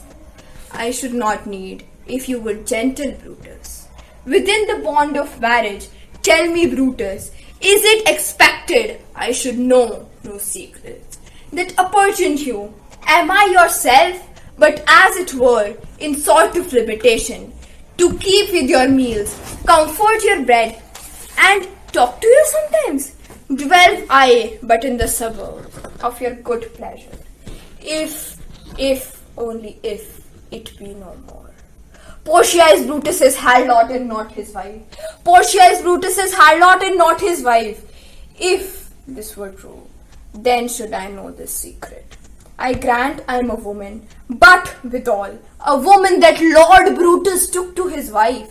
I grant I am a woman, but withal, a woman well reputed, Cato's daughter. Think you I am no stronger than my gender, being so fathered and husbanded? Tell me your counsels, I will not disclose them. I have made strong proof of my constancy, giving myself a voluntary wound here in the thigh. Can I bear that with patience, and not my husband's secrets? And scene. Act 2, Scene 2. The next morning, Portia, being the most dedicated, truthful and caring wife, returns to Brutus, asking the reason of his grief and perplexity. And she again says, "Not for yours neither. You've urgently, Brutus, stole from my bed, and yesternight at supper you suddenly rose and walked about, musing and sighing with your arms crossed. And when I asked you what the matter was, you stared upon me with ungentle looks. I urged you further, then you scratched your head and too impatiently stamped with your feet. Yet I insisted. Yet you answered not, but with an angry wafture of your hand, gave sign for me to leave you. So I did, fearing to strengthen that impatience, which seemed too much enkindled and withal, hoping it was but an effect of humour, which sometime hath his hour with every man. It will not let you eat, nor talk, nor drink, nor sleep. And it work so much upon your shade, as it hath much prevailed on your condition. I should not know you, Brutus. Dear my lord, I should not know you. Make me acquainted with your cause of grief. Dear lord, please make me acquainted with your cause of grief." End scene. Thank you so much. We have the opportunity to read and revere the work of an outstanding dramatist. We hail his writings, and here we have the next actor to present his work par excellence. Greetings, my name is Molly and I'm from the Lawrence School, Lovedale, Ooty. Today, I'm going to be delivering 2 monologues by the famous Shakespeare's classic, Julius Caesar. The first monologue that I've chosen is by none other than Mark Antony, one of Caesar's dear friends. This monologue is delivered by Mark Antony just after he makes his apparent peace with the assassins and when he is for some time alone with the corpse of the slain leader. Antony has to wait for the opportune moment to let slip the dogs of war on the killers of Caesar. In this monologue, Antony predicts that Italy would be torn asunder by fierce civil wars. The monologue goes as follows. "Oh, pardon me, thou bleeding piece of earth, that I am meek and gentle with these butchers. Thou art the ruins of the noblest man that ever lived in the tide of times. Woe to the hand that shed this costly blood. Over thy wounds now do I prophesy, which, like dumb mouths, do ope their ruby lips, to beg the voice and utterance of my tongue. A curse shall light upon the limbs of men. Domestic fury and fierce civil strife shall cumber all parts of Italy. Blood and destruction shall be so in use, and dreadful objects so familiar, that mothers shall but smile when they behold their infants quartered with the hands of war. All pity choked with custom of fell deeds, and Caesar's spirits ranging for revenge, with Attiae by his side come hot from hell, shall in these confines with the monarch's voice cry havoc, and let slip the dogs of war, that this foul deed shall smell above the earth with carrion men groaning for burial." The second monologue that I have chosen is by none other than Marcus Brutus, one of the key conspirators in Julius Caesar's death. Cassius, jealous of Caesar's rising power, drew Marcus Brutus into the conspiracy to assassinate Caesar. Brutus was one of the nearly 60 other assassins who stabbed Caesar 23 times that day in the Senate House. In this speech, Brutus makes an attempt to justify the assassination of Caesar. Brutus was well loved by Caesar, and this is borne out by Caesar's utterance at the time Brutus stabs him. Et tu, brute? The speech goes as follows. Be patient till the last, Romans, countrymen, and lovers. Hear me for my cause, and be silent, that you may hear. Believe me for mine honor, and have respect to mine honor, that you may believe. Censure me in your wisdom, and awake your senses, that you may the better judge. If there be any in this assembly, any dear friend of Caesar's, to him I say that Brutus's love to Caesar was no less than his. If then that friend demand why Brutus rose against Caesar, this is my answer. Not that I loved Caesar less, but that I loved Rome more. Had you rather Caesar were living and die all slaves than that Caesar were dead to live all free men? As Caesar loved me, I weep for him. As he was fortunate, I rejoice at it. As he was valiant, I honor him. But as he was ambitious, I slew him.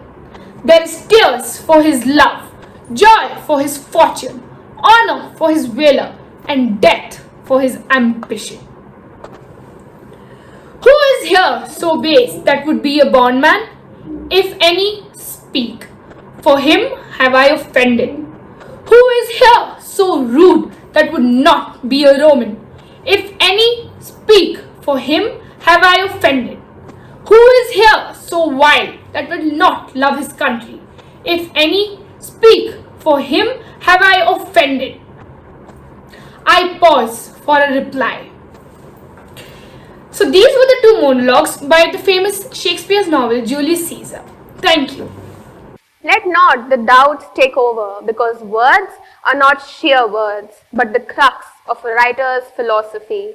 Let us now be a part of the next act. Greetings of the day to everyone. I'm Kehkasha Sehgal of the Lawrence School Sana, and today I would be presenting to you two monologues from the play All's Well That Ends Well.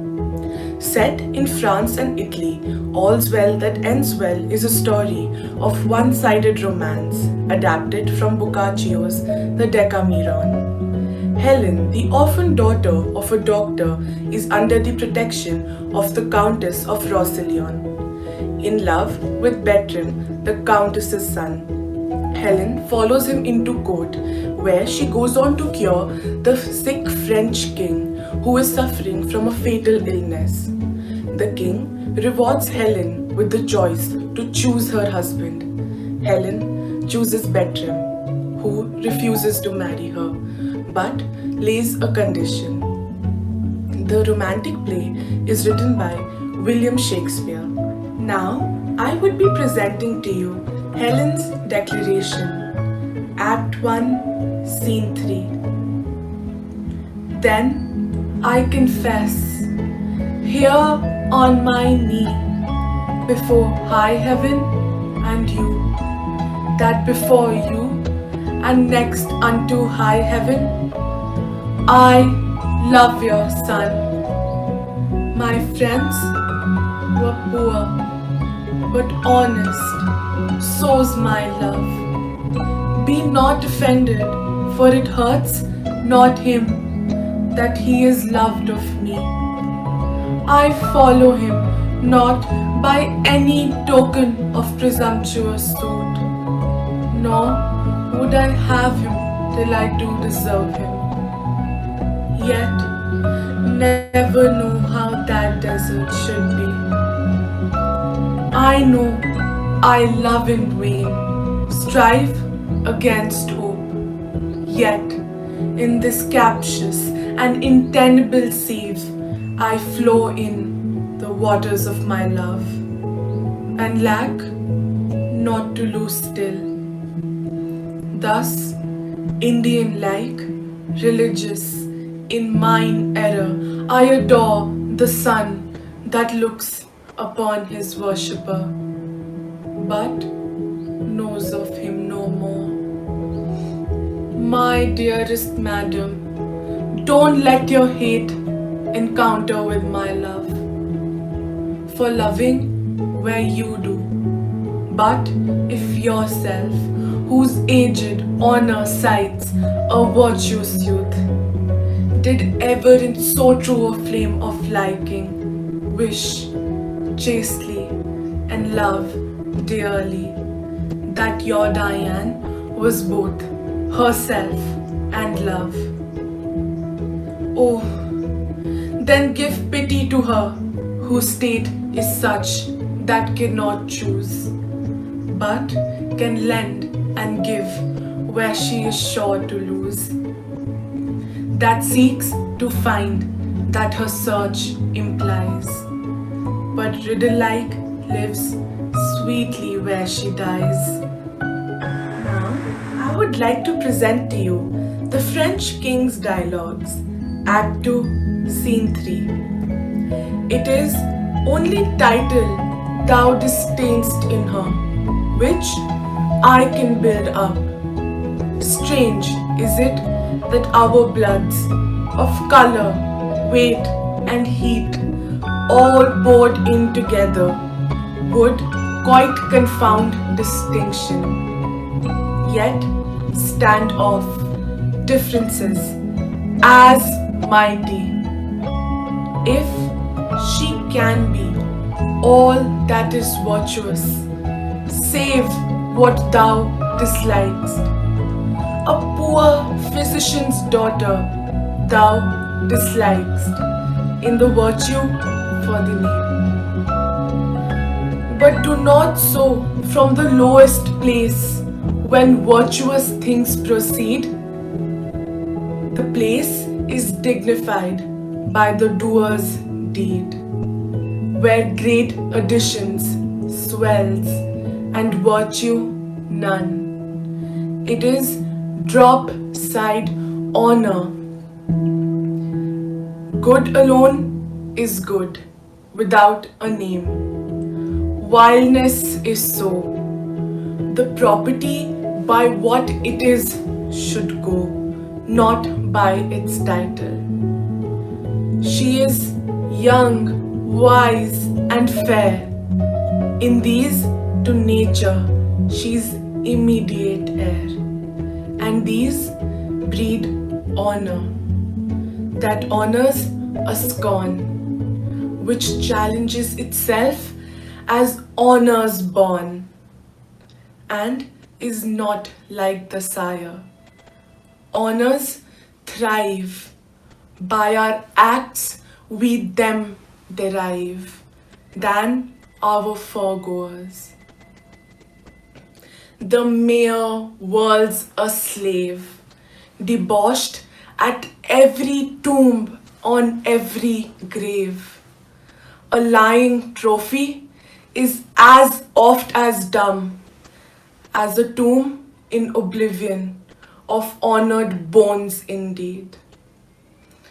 What can be said if one canst take this creature as a maid?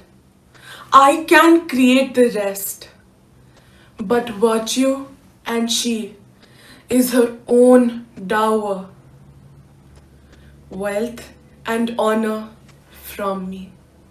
Thank you. Happy breed of men, this little world, this precious stone set in the silver sea, and made for us to experience and see. As we move ahead, we have another performance.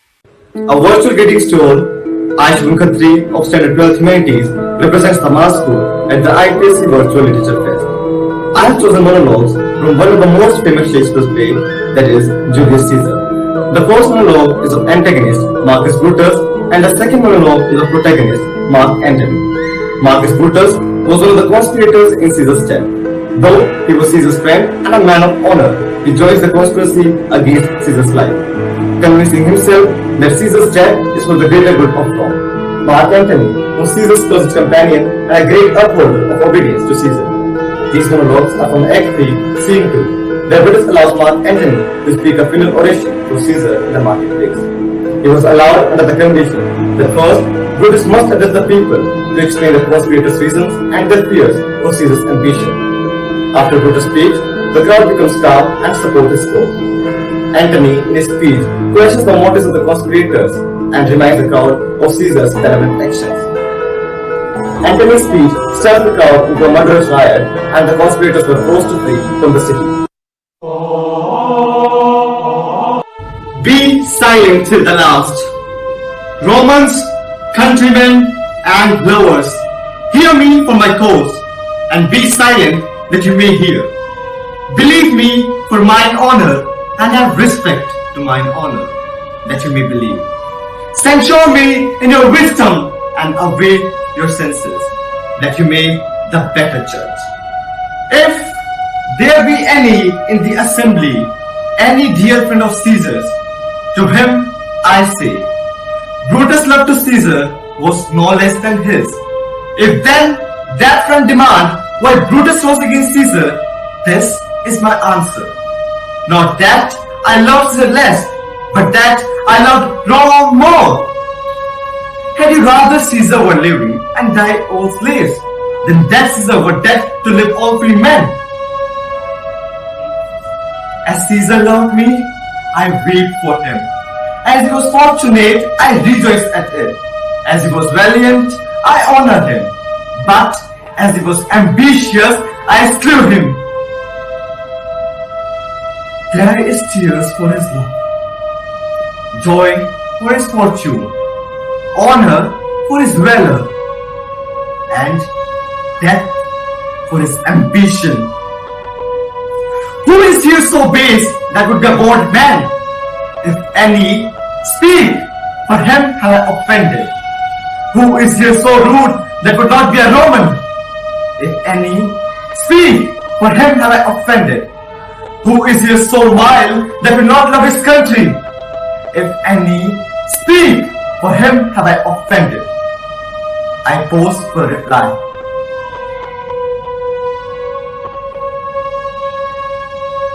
Then none have I offended. I have done no more to Caesar than you shall do to Brutus.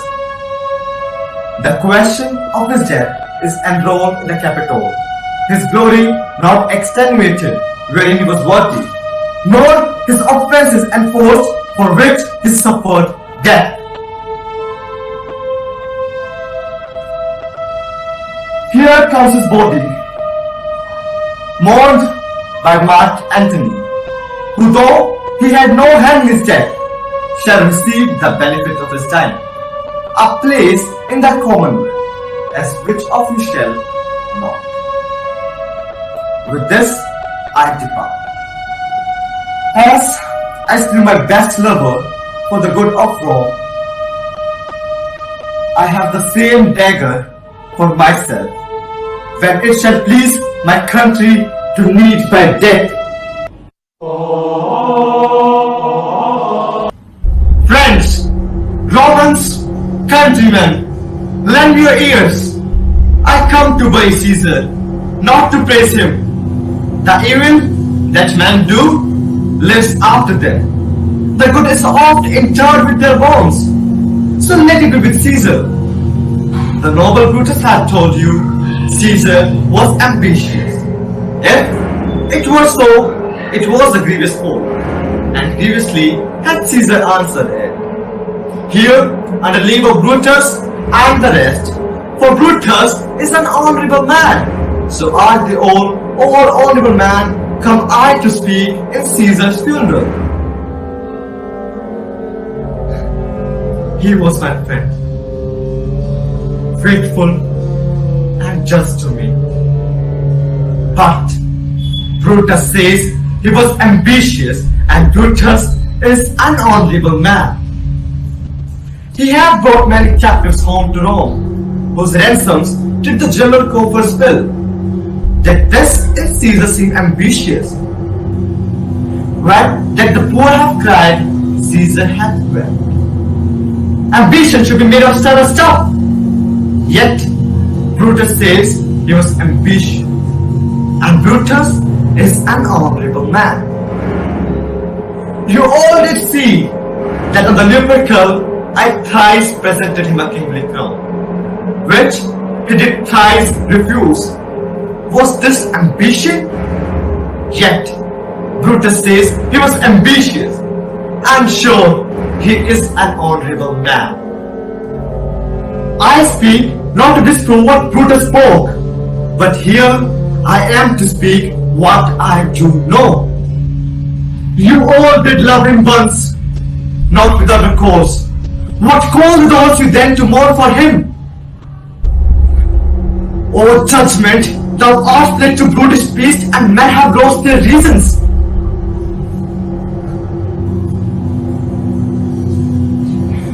Bear with me. My heart is in the coffin, there with Caesar, and I must pause till it comes back to me. Costly thy habit as thy purse can buy, but not expressed in fancy, rich, not gaudy. For the apparel oft proclaims the man. With these timeless words from Hamlet, let us now witness the next performance. Hello, my name is Naina Bhatt and I study in class 11th in the Punjab Public School Nabha, and I am playing the role of Lady Macbeth from the play Macbeth. She is one of the strongest female characters written by Shakespeare. She is not a villain but a woman who has desires and wants to be powerful. In Act 1, Scene 5, Lady Macbeth receives news of Macbeth's prophecy and learns that King Duncan is on his way to their castle. She is preparing herself to be ruthless in order to manipulate Macbeth and kill Duncan.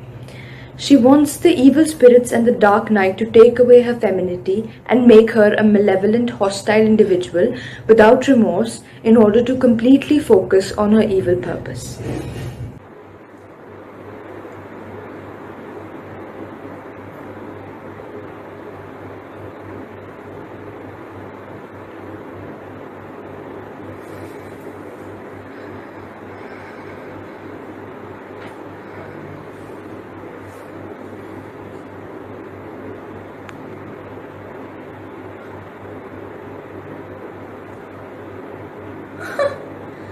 The raven himself is hoarse. There croaks the fatal entrance of Duncan under my battlements.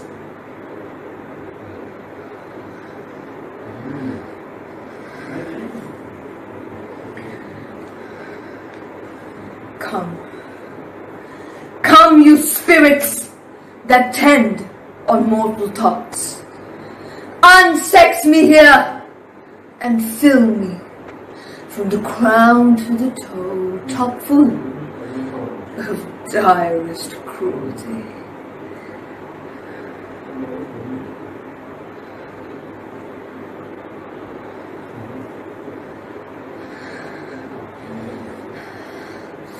Make thick my blood, stop up the access and passage to remorse, that no compunctious visitings of nature shake my fell purpose, nor keep peace between the effect and it.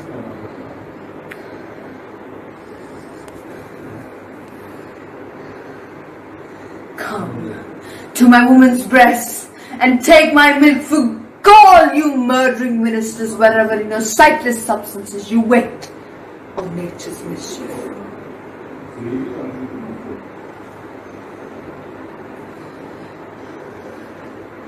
Come, thick night, and pour thee in the dullest smoke of hell. Let my keen knife see not the wound it makes, nor heaven peep through the blanket of the dark to cry, hold! Hold! In Act 5, Scene 1, we find Lady Macbeth sleepwalking through the castle, hallucinating and rubbing her hands together as if she is washing them. She is washing away the metaphorical spots of blood from her involvement in the king's murder. It shows us how Lady Macbeth really feels about the horrible things her ambitions caused her to do. She is completely undone by guilt and descends into madness.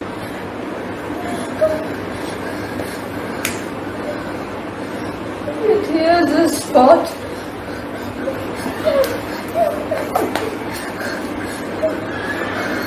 Out, that spot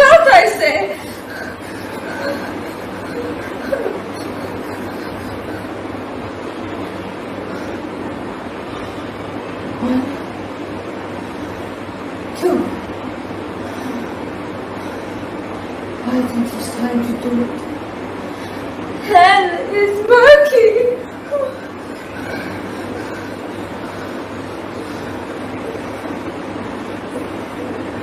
Fly, my lord, fly! A soldier and a field? What need we fear who knows it? When none can call our power to account.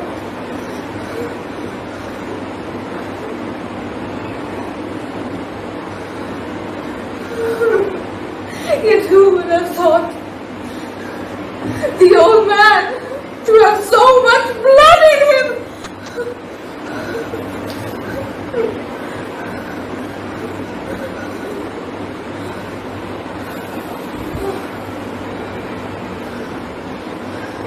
The state of Frederick. Where is she now? What will these hands never be clean?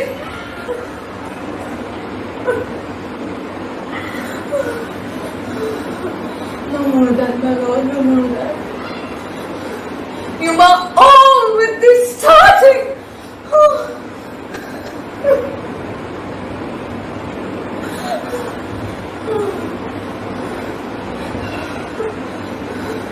Here's the smell of blood still. The told the perfumes of Arabia would not sweeten this little hand.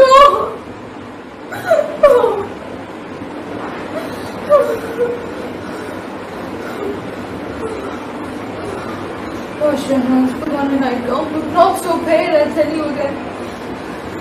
Back goes Burry. He cannot come out unscathed. To bed. To bed!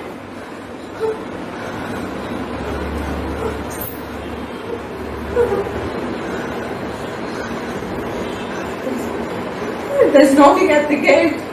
Come, give me your hand, come. What's done cannot be undone.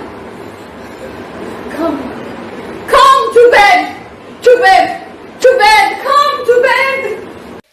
Of all the wonders that I yet have heard, it seems to me most strange that men should fear, seeing that death, a necessary end, will come when it will come. Very apt, but in this journey between life and death, let us be the part of celebration and witness another performance. Good afternoon. I am Maher Rupani, Form 11 from the Rajkumar College, Rajkot. I am going to enact the monologues of Lady Macbeth and Lady Macduff. In Act 1, Scene 5, Lady Macbeth receives a letter from her husband telling her of the witch's prophecy. She begins to plot the murder of Duncan. She knows her husband will not have the courage to do so, and she must persuade him. In Act 4, Scene 5, Lady Macduff has just learned of her husband's flight and she is angry with him.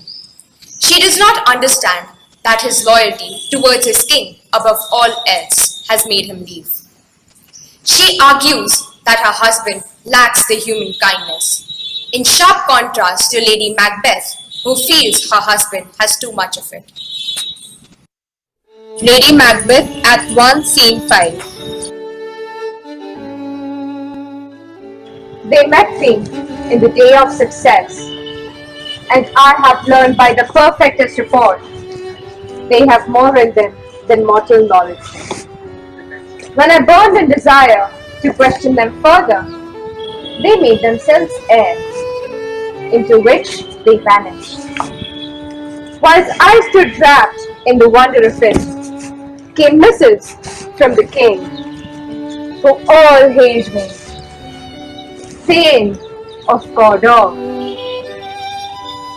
By which title before, these weird sisters saluted me, and referred me to the coming on of time with, "Hail, King that shalt be."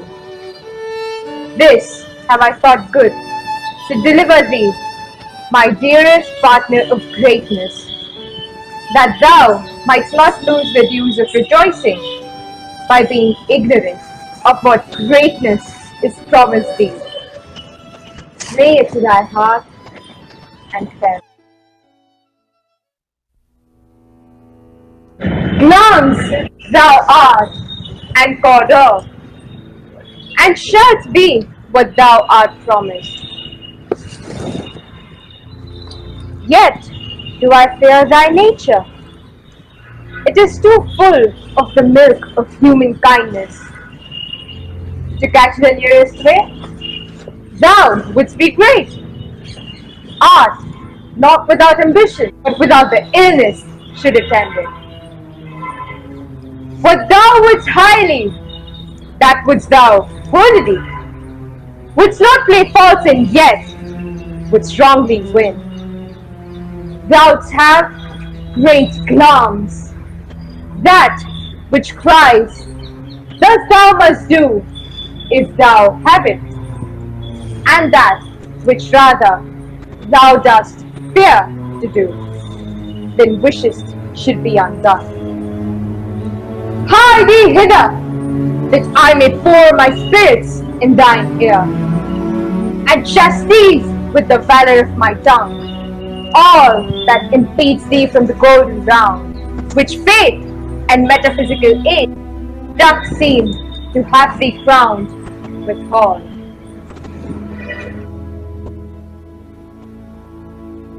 The raven himself is hoarse, that gropes the fatal entrance of Duncan under my battlements. Come, you spirits that tend on mortal thoughts, unsex me here and fill me from the crown to the toe, stop full of direst cruelty. Make thick my blood, stop up the access in passage to the moss, that no compunctious visitings of nature shake my fell purpose, nor keep peace between the effect and it.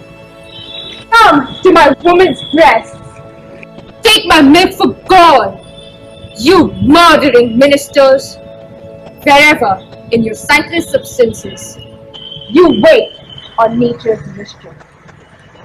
Come, thick night, fall thee in the dullest smoke of hell, that my keen knife see not the wound it makes, nor heaven peep through the blanket of dark to cry home! Home! Lady Macduff, Act 4, Scene 5.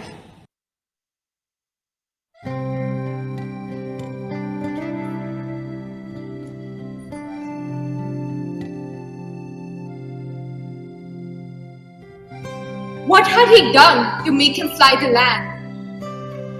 His flight was madness.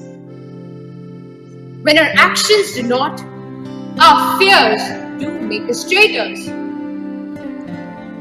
Wisdom? To leave his wife, to leave his babes, his mansion and his titles in a place from whence himself does fly.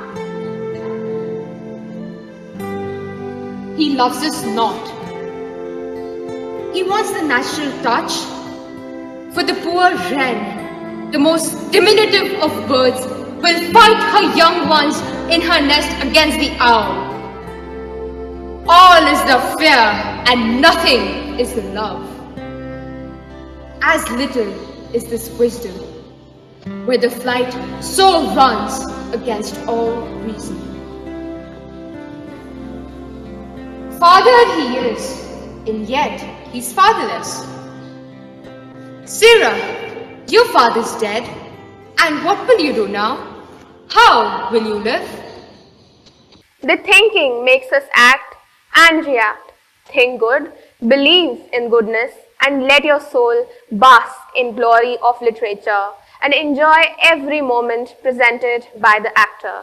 So let us all welcome the next actor with another theatrical performance. Greetings to one and all.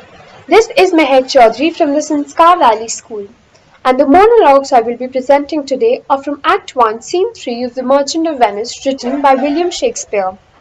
In the following scene, the role of protagonist is played by Shylock, a Jewish moneylender, while the role of antagonist is played by Antonio. In this scene, Shylock agrees to loan Bassanio an amount of 3,000 ducats for a period of 3 months. Bassanio assures Shylock that his friend Antonio will guarantee the loan.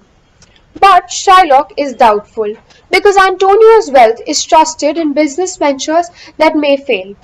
However, by the end, Shylock considers Antonio's guarantee of the loan to be sufficient and calls to meet them. When Antonio arrives, Shylock expresses his hatred for the man and how he is incensed by Antonio's frequent public denunciations.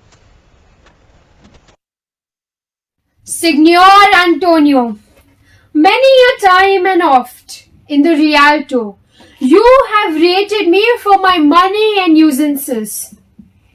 Still, have I borne it with a patient shrug, for sufferance is the badge of all our tribe. You call me misbeliever, cutthroat dog, and spect upon my Jewish gabardine. And all for use for that which is mine own. Well then, it now appears you need my help. Go to then. Come to me and say, Shylock, we would have monies. You who void your room upon my beard, and foot me as you spurn a stranger cur. Over your thresholds, monies is your suit. What should I say then? Should I not say, hath a dog money? Is it possible a cur can lend 3,000 ducats? Or shall I bend low in a bondman's scheme, with bated breath and whispering humbleness say this? Fair sir, you spat on me last Wednesday. You spurned me such a day, another time you called me dog. And for these courtesies, I'll lend you thus much monies. I am as like to call thee so again, to spat on thee again, to spurt thee too. If thou wilt lend his money, lend it not. As to thy friends, for when did friendship take a breed for barren metal of his friend? But lend it rather to thine enemy, whom, if he break, thou mayest with a better face exact the penalty. Great theatre is about challenging how we think and encouraging us to fantasize about a world we aspire to. To present some great theatre, may I now invite the next performer. Greetings to all, I'm Arman Sinamsa of the Sindhya School, and I will be enacting as Caliban in the play Tempest for the role of the antagonist. It will be the scene where Caliban confronts Prospero, and for the role of the protagonist, I will be enacting as Brutus in the play Julius Caesar, where Brutus confronts the crowd and explains his action after killing Caesar. Thank you. I must eat my dinner. This island's mine. My Sycorax, my mother, which thou takest from me. When thou camest first, thou strokest me and made much of me. Wouldst give me water with berries in it, and teach me how to name the bigger light, and how the less that burn by day and night. And then I loved thee, and showed thee all the qualities of the isles. Fresh springs, brine pits, barren place, and fertile. Curse be that I did so!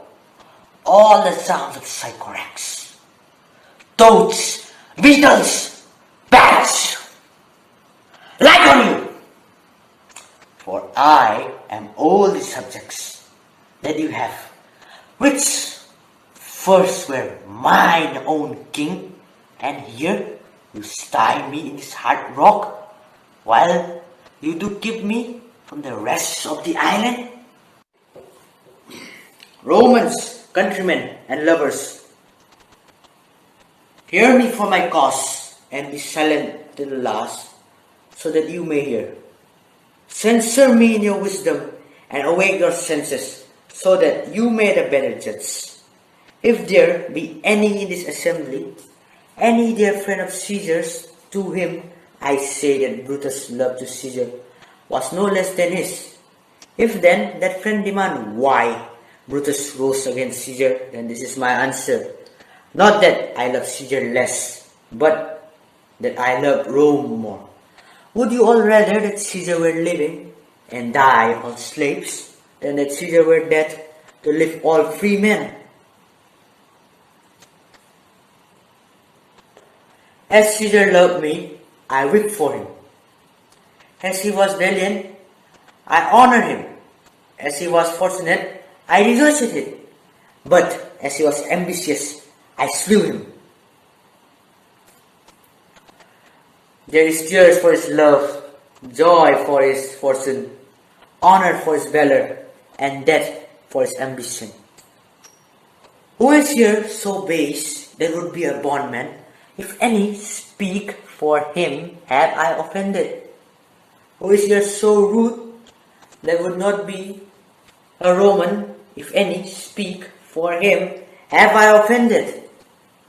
Who is here so vile that will not love his country?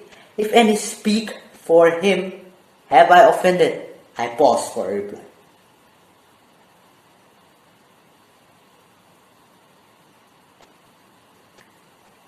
Then none have I offended. I have done no more to Caesar than you shall do to Brutus. The question of his death is enrolled in the capital, wherein his glory was accentuated, nor his offences enforced, for which he suffered death. Be yourself. Everyone else is taken. With these inspirational words from Oscar Wilde, I now invite the next performer. Greetings to everyone.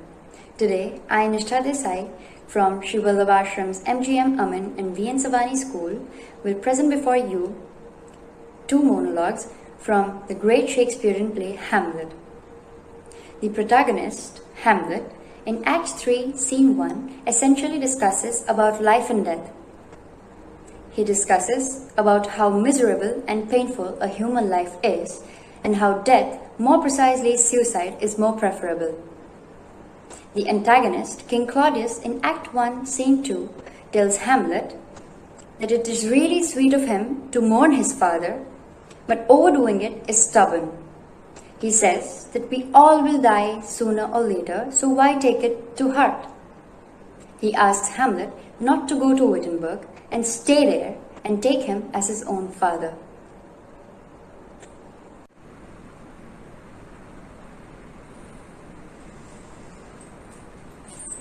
To be or not to be, that is the question. Whether it is nobler in the mind to suffer the slings and arrows of outrageous fortune, or to take arms against the sea of troubles and by opposing end them. To die, to sleep no more, and by the sleep to say we end the heartache and the thousand natural shocks that flesh is heir to. 'Tis a consummation devoutly to be wished. To die, to sleep, perchance to dream, aye, there's a rub. For in that sleep of death, when we have shuffled off this mortal coil, must give us pause. There's the respect that makes calamity of so long life, for who would bear the whips and scorns of time? The oppressor's wrong, the proud man's contumely, the pangs of despised love, the law's delay, the insolence of office, and the spurns that the patient and merit of the unworthy takes when he himself might his quietest make with a bare bodkin. Who would for this dare to grunt and sweat under a very life, but that the dread of something after death? The undiscovered country from whose bourne no traveler returns puzzles the will, and makes us rather take those ills we have than fly to others that we know not of.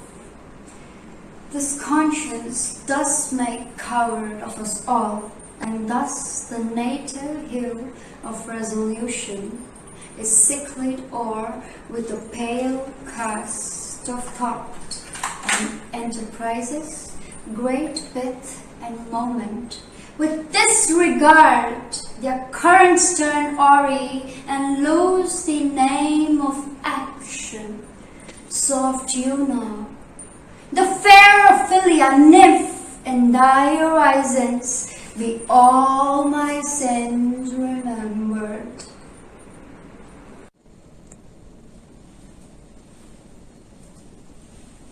'Tis sweet and commendable in your nature, Hamlet, to give this morning duties to your father.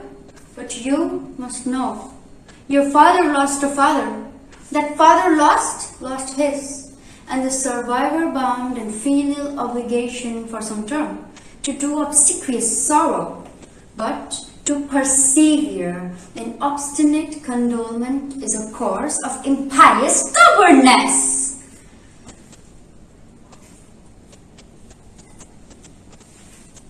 'Tis unmanly grief. It shows a will most incorrect to heaven, a heart unfortified, a mind impatient, an understanding simple and unschooled. For what we know must be and is as common as any, the most vulgar thing to sense. Why, in our peevish, take it to our heart? 5. 'Tis a fault to heaven, a fault against the dead, a fault to nature, to reason most absurd, whose common theme is death of father, and who still hath right. From the first scourge till he that died today, this must be so, we pray you. Throw to earth this unprevailing woe, and think of us as of a father, for let the world take note, you are the most immediate to our throne, and with no less nobility of love than that which dearest father bears his son, do I impart toward you, for your intent to go back to Wittenberg. It is most retrograde to our desire, and we beseech you, we bend you to remain here in the comfort of our eye, our chiefest courtier, cousin, our son. We must all do theatre to find out who we are and to discover who we could become. I now invite the next performer. Hello, I am Chitrakshi from the Devi Jindal School. Hope you're doing well. Greetings from my end to yours. The play that I've chosen today is Richard III by Shakespeare, and the characters I will be portraying are Lady Anne and Richard III himself. Lady Anne will be portrayed in a protagonistic light as she finally stands up to Richard III because he had killed her husband in the past and also a lot of people in his manipulative journey towards becoming a king. The second act will be in an antagonistic light, and I will be playing Richard III, who is a very manipulative prince in line and will do anything, in fact, to become the king. He's the antagonistic lead of the whole play. Both of these monologues are presented in the same act. For initially Lady Anne's, followed by Richard III's. Lady Anne confronts Richard III and accuses him of being a spawn of the devil, and how his narcissistic and manipulative self has ruined the life of many and has made the earth a miserable place. And following the act, throughout the act in fact, Richard III tries to wooze Lady Anne into courting him and somehow succeeds in making her accept that she is open to the idea of courting him or even marrying him in the future. So I hope you guys enjoy. Have a great day. Thank you.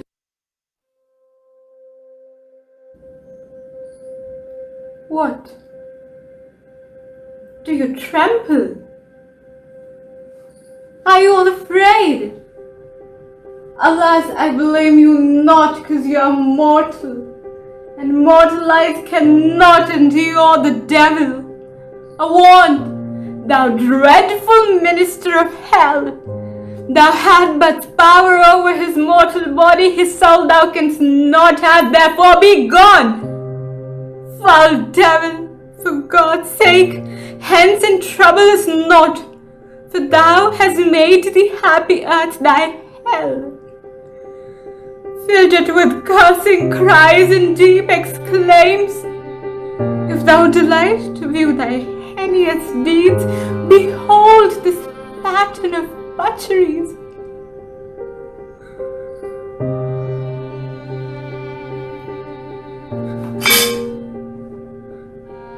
Oh, gentlemen, see! See that Henry's wounds open like congealed mouths and bleed afresh!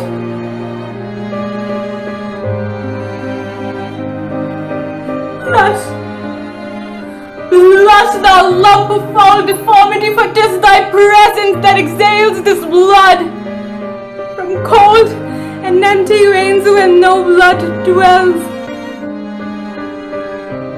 Your deeds, inhuman and unnatural, provoked the deluge most unnatural.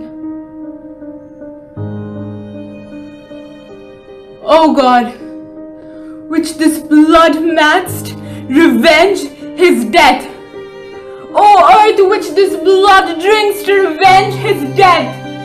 May heaven with lightning strike the murderer dead, or earth gape open wide to eat him quick.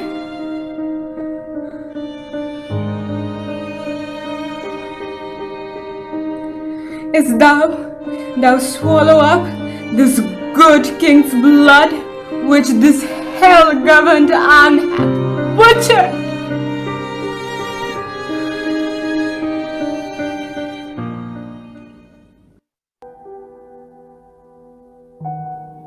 Was ever a woman in this nature wooed?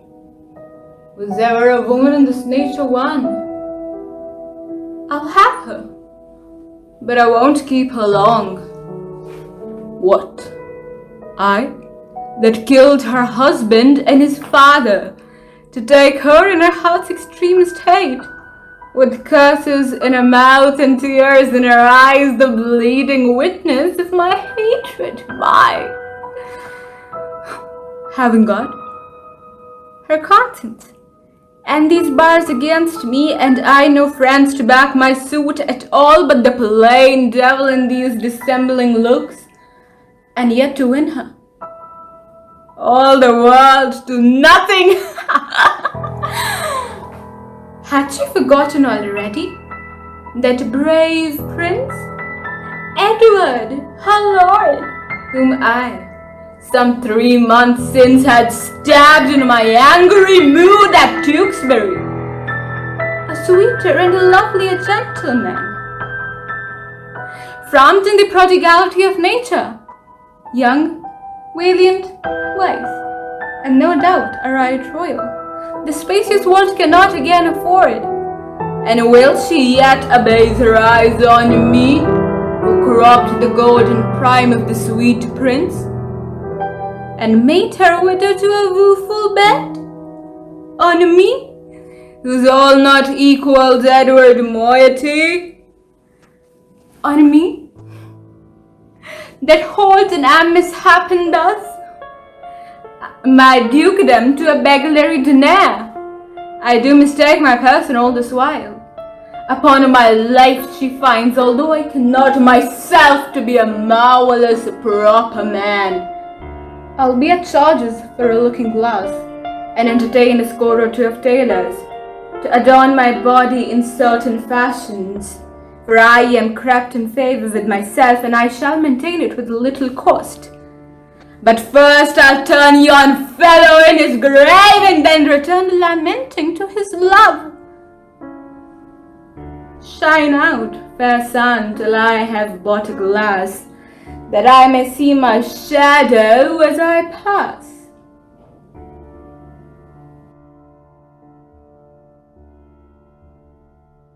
Made weak by time and faith, but strong in will, to strive, to seek, to find, and not to yield. With these words from Lord Alfred Tennyson, I now invite the next performer. Greetings, I'm Shivam Rastoni from grade 11th, Welham Boys School. Today, I'll be enacting a monologue of Iago and Othello each. Iago is the antagonist of the play. He develops a plan to destroy lives of Cassio, Othello, and Desdemona to seek his revenge. Othello, on the other hand, is the protagonist. He's brave, confident, smart, and physically strong.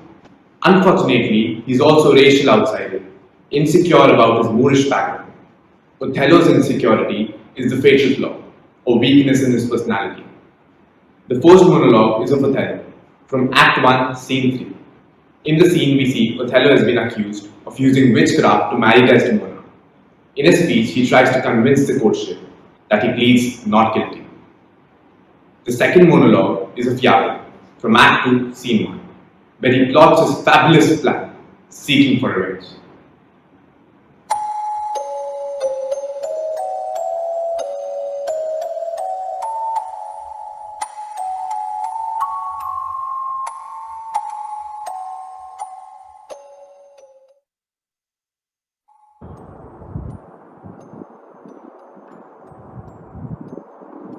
Most potent, grave, and reverence in yours, my very noble and approved good masters, that have taken away this old man's daughter. It is most true, true that I've married her. The very head in front of my offending had this extent, no more. Rude am I in my speech, and a little blessed with a soft phrase of peace. For since these arms of mine had 7 years been, till now so 9 moons wasted, they've used their dearest actions in the tented field. And little can I speak of this great world, more than pertains to freaks of broil and battle. And therefore little shall I grace my cause in speaking for myself. Yet, by your gracious patience, I will around unvarnished tale to live. Of my whole course of love, what drugs, what charms, what conjurations, and what mighty magic, for such proceedings am I charged with all. I won his daughter.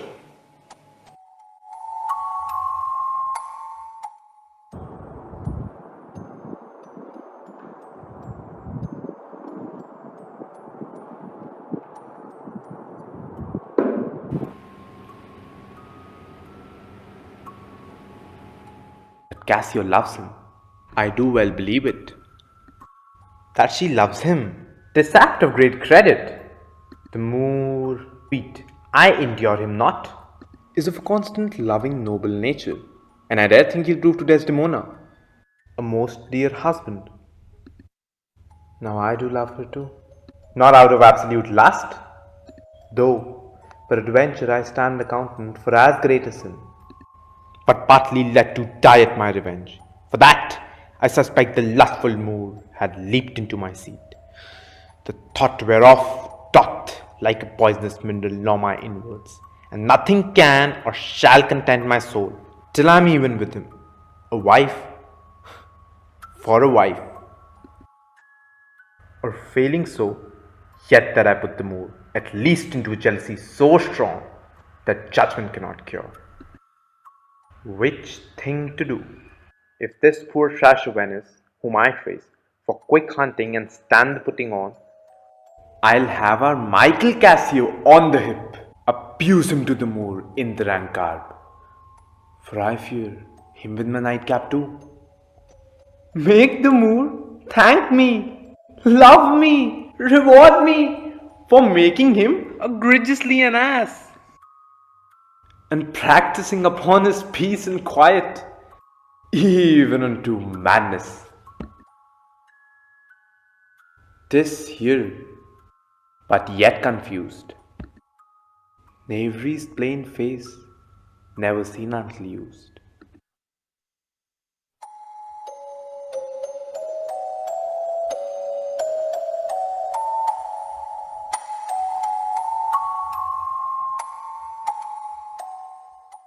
It was only in theater that I lived. Quote unquote, Oscar Wilde. May we now have the next performer on stage.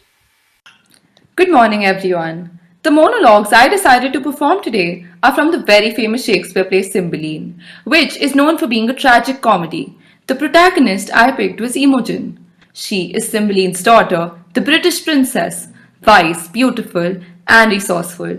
She incurs her father's displeasure when she chooses to marry the low-born Posthumus instead of Cymbeline's oatfish, Stepson Clotton. She is head over heels in love with Posthumus. The context to the monologue which I'll be performing is when Pisanio receives a letter from Posthumus accusing Imogen of infidelity and asking his servant to lead her away from London and murder her. Pisanio is horrified and cannot believe what he is being asked to do. Nevertheless, he begins to carry out his master's orders.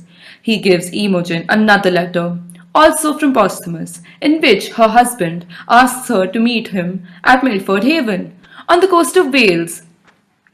Imogen is transported with joy at the thought of seeing him again, and she immediately makes preparations to slip away from her father's castle.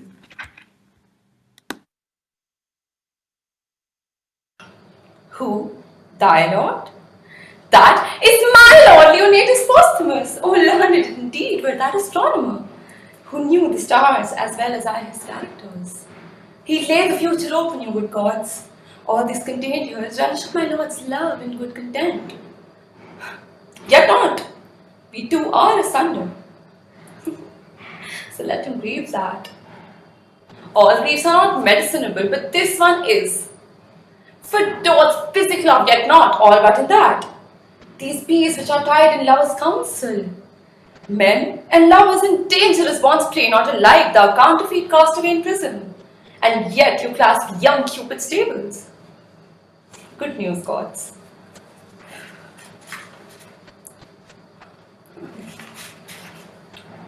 Justice in your father's thought, should I be in his dominion?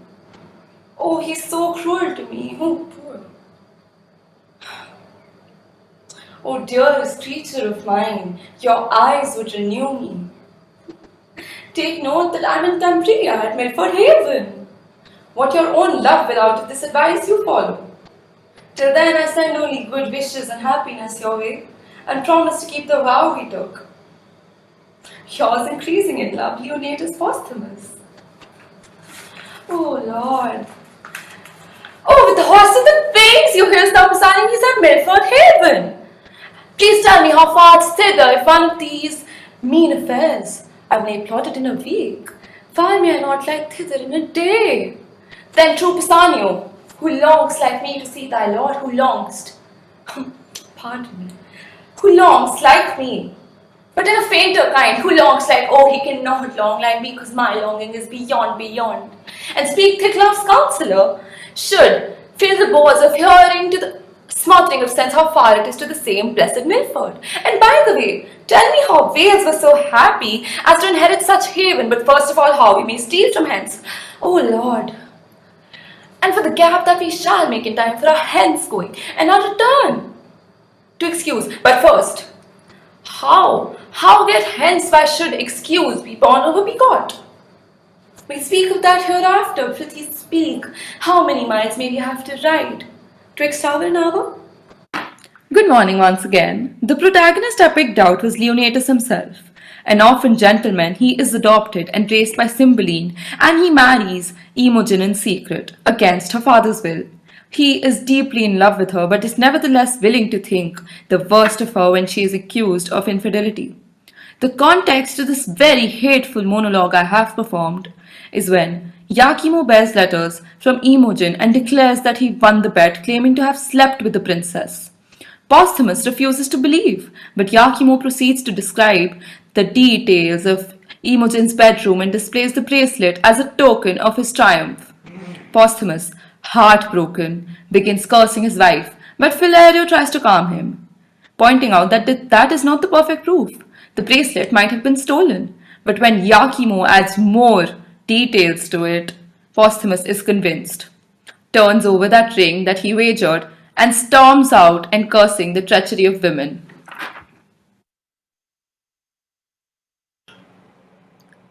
Is there no way for men to be but women? Must be half workers?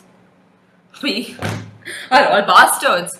And the most venerable man, which I did call my father, was I no, not there when I was stamped some coin with his tools made me a counterfeit, yet my mother seemed like the Diane of that time, so was my wife. The nonpareil of this, oh vengeance, vengeance!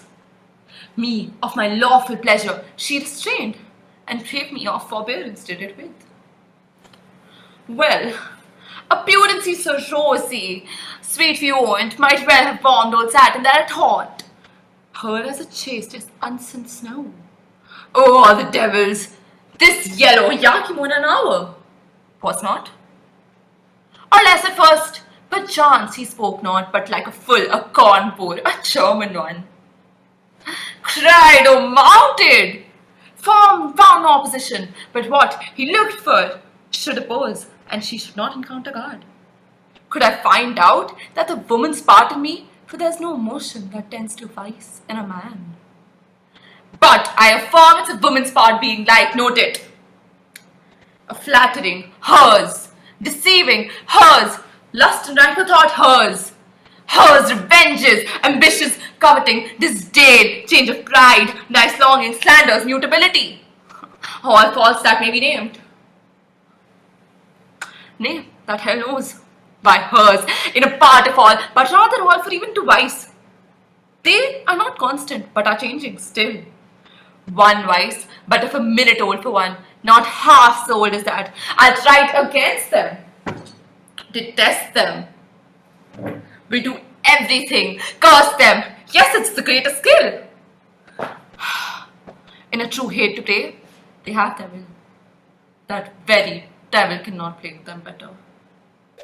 Dreaming is the poetry of life, and we must be forgiven if we indulge in it a little bit. With these words from John Galsworth, I now invite the next performer. I, Sachin Deol, of Class 12 of Adavindra Public School, Mohali, will present two monologues. My monologues are extracts from Shakespeare's well-known play, The Merchant of Venice.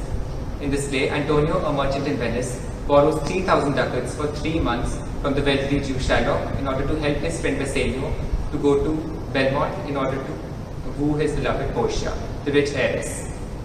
Shylock makes Antonio sign a bond that in case he is unable to return the amount, Shylock will extract 1 pound of his flesh. Unfortunately, Antonio is not able to return the money on time, so Shylock gets the opportunity to hold Antonio by the hip and take advantage of his misery. In the first monologue, Shylock brings out his hatred towards the Christians who left no chance of accusing and proving their superiority over the Jews, who were in the minority during the Elizabethan days. He justifies his stand of taking revenge.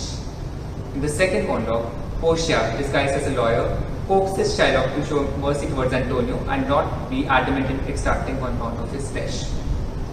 She tries to make him understand the power of mercy.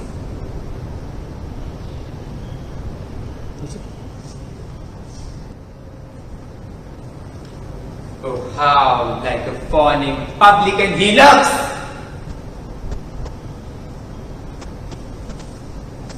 I hate him for he is a Christian, but even more for that in low simplicity, he lends out money gratis and brings down the rate of usance here with us in Venice. If I can catch him once upon the hip, I will see if I the ancient grudge I bear him.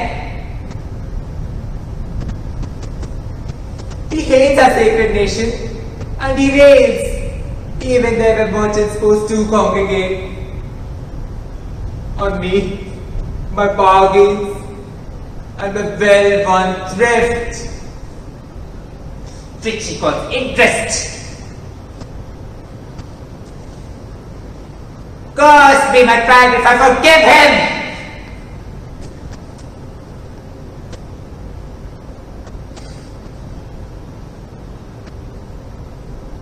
To bait fish withal.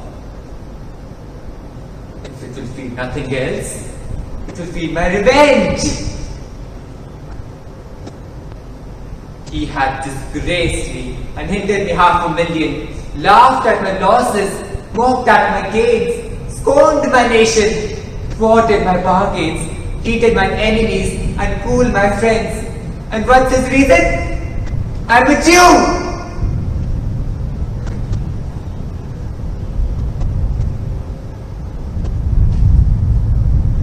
$32 eyes, $32 hands, organs, dimensions, senses, affections, passions, fed with the same food, armed with the same weapons,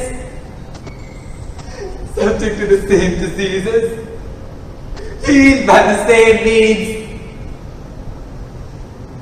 warmed and cooled by the same summer and winter as a Christian is.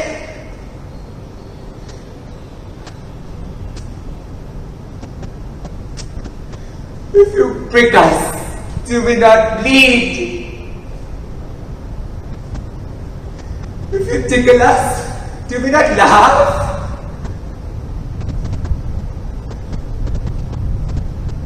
If you poison us, do we not die? And if you shall wrong us, shall we not revenge?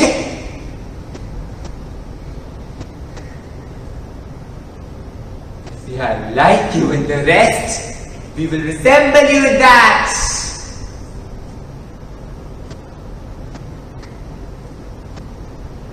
If a Jew wrong a Christian, what's his humility? Revenge! So, if a Christian wrong a Jew, what should his sufferance be by Christian example? Why? Revenge!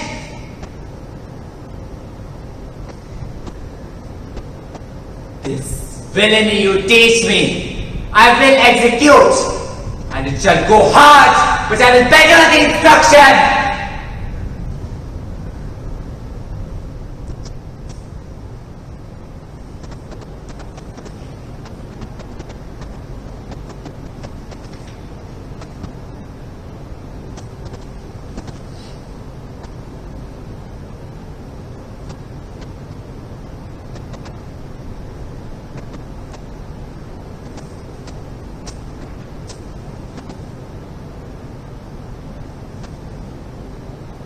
Quality of mercy is not strained.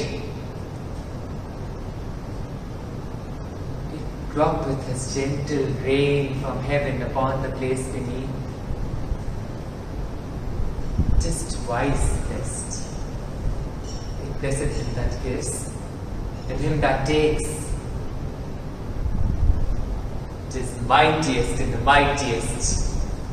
It becomes the throne monarch better than his crown.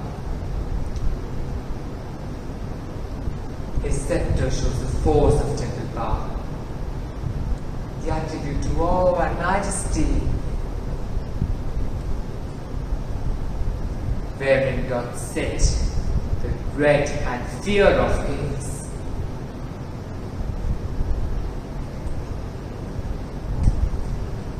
But mercy is above the sceptred sway. It is enthroned in the hearts of kings. It is an attribute to God Himself. An earthly bar doth it show like His gods.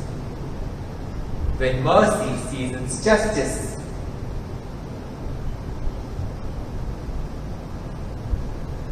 therefore, Jew, though justice be thy plea, consider this. That in the course of justice, none of us shall see salvation. We do pray for mercy. And that same prayer does teach us all to render the deeds of mercy.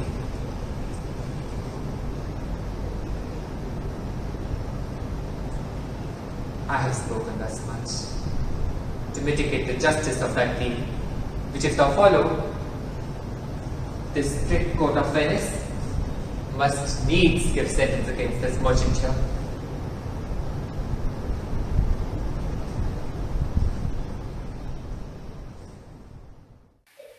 If you were born with the ability to change someone's perspective or emotions, never waste that gift. It is one of the most powerful gifts God can give, the ability to influence.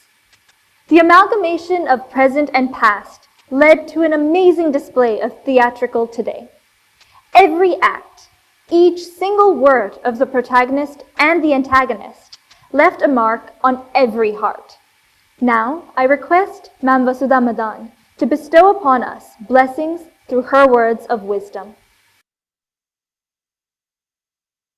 Ben Jonson said that Shakespeare was the soul of age, the wonder of the stage. It is always a pleasure to watch Shakespeare and his immortal characters. I must congratulate all the participants for portraying these characters so wonderfully and realistically. As Shakespearean characters are not easy to perform because they are very intense, and a thorough study of their characters is very important. It was indeed a wonderful experience, my dear children, watching you all perform so well. Well done, the mentors too, who, by their commendable efforts, taught the children the right way to present themselves. God bless you, dear children, and I'm sure we all will remember this virtual experience forever and ever. God bless you, thank you, and may you continue to perform. Bye-bye. Thank you, ma'am. May I now invite Dr. Jagriti Upadhyay to inspire the participants.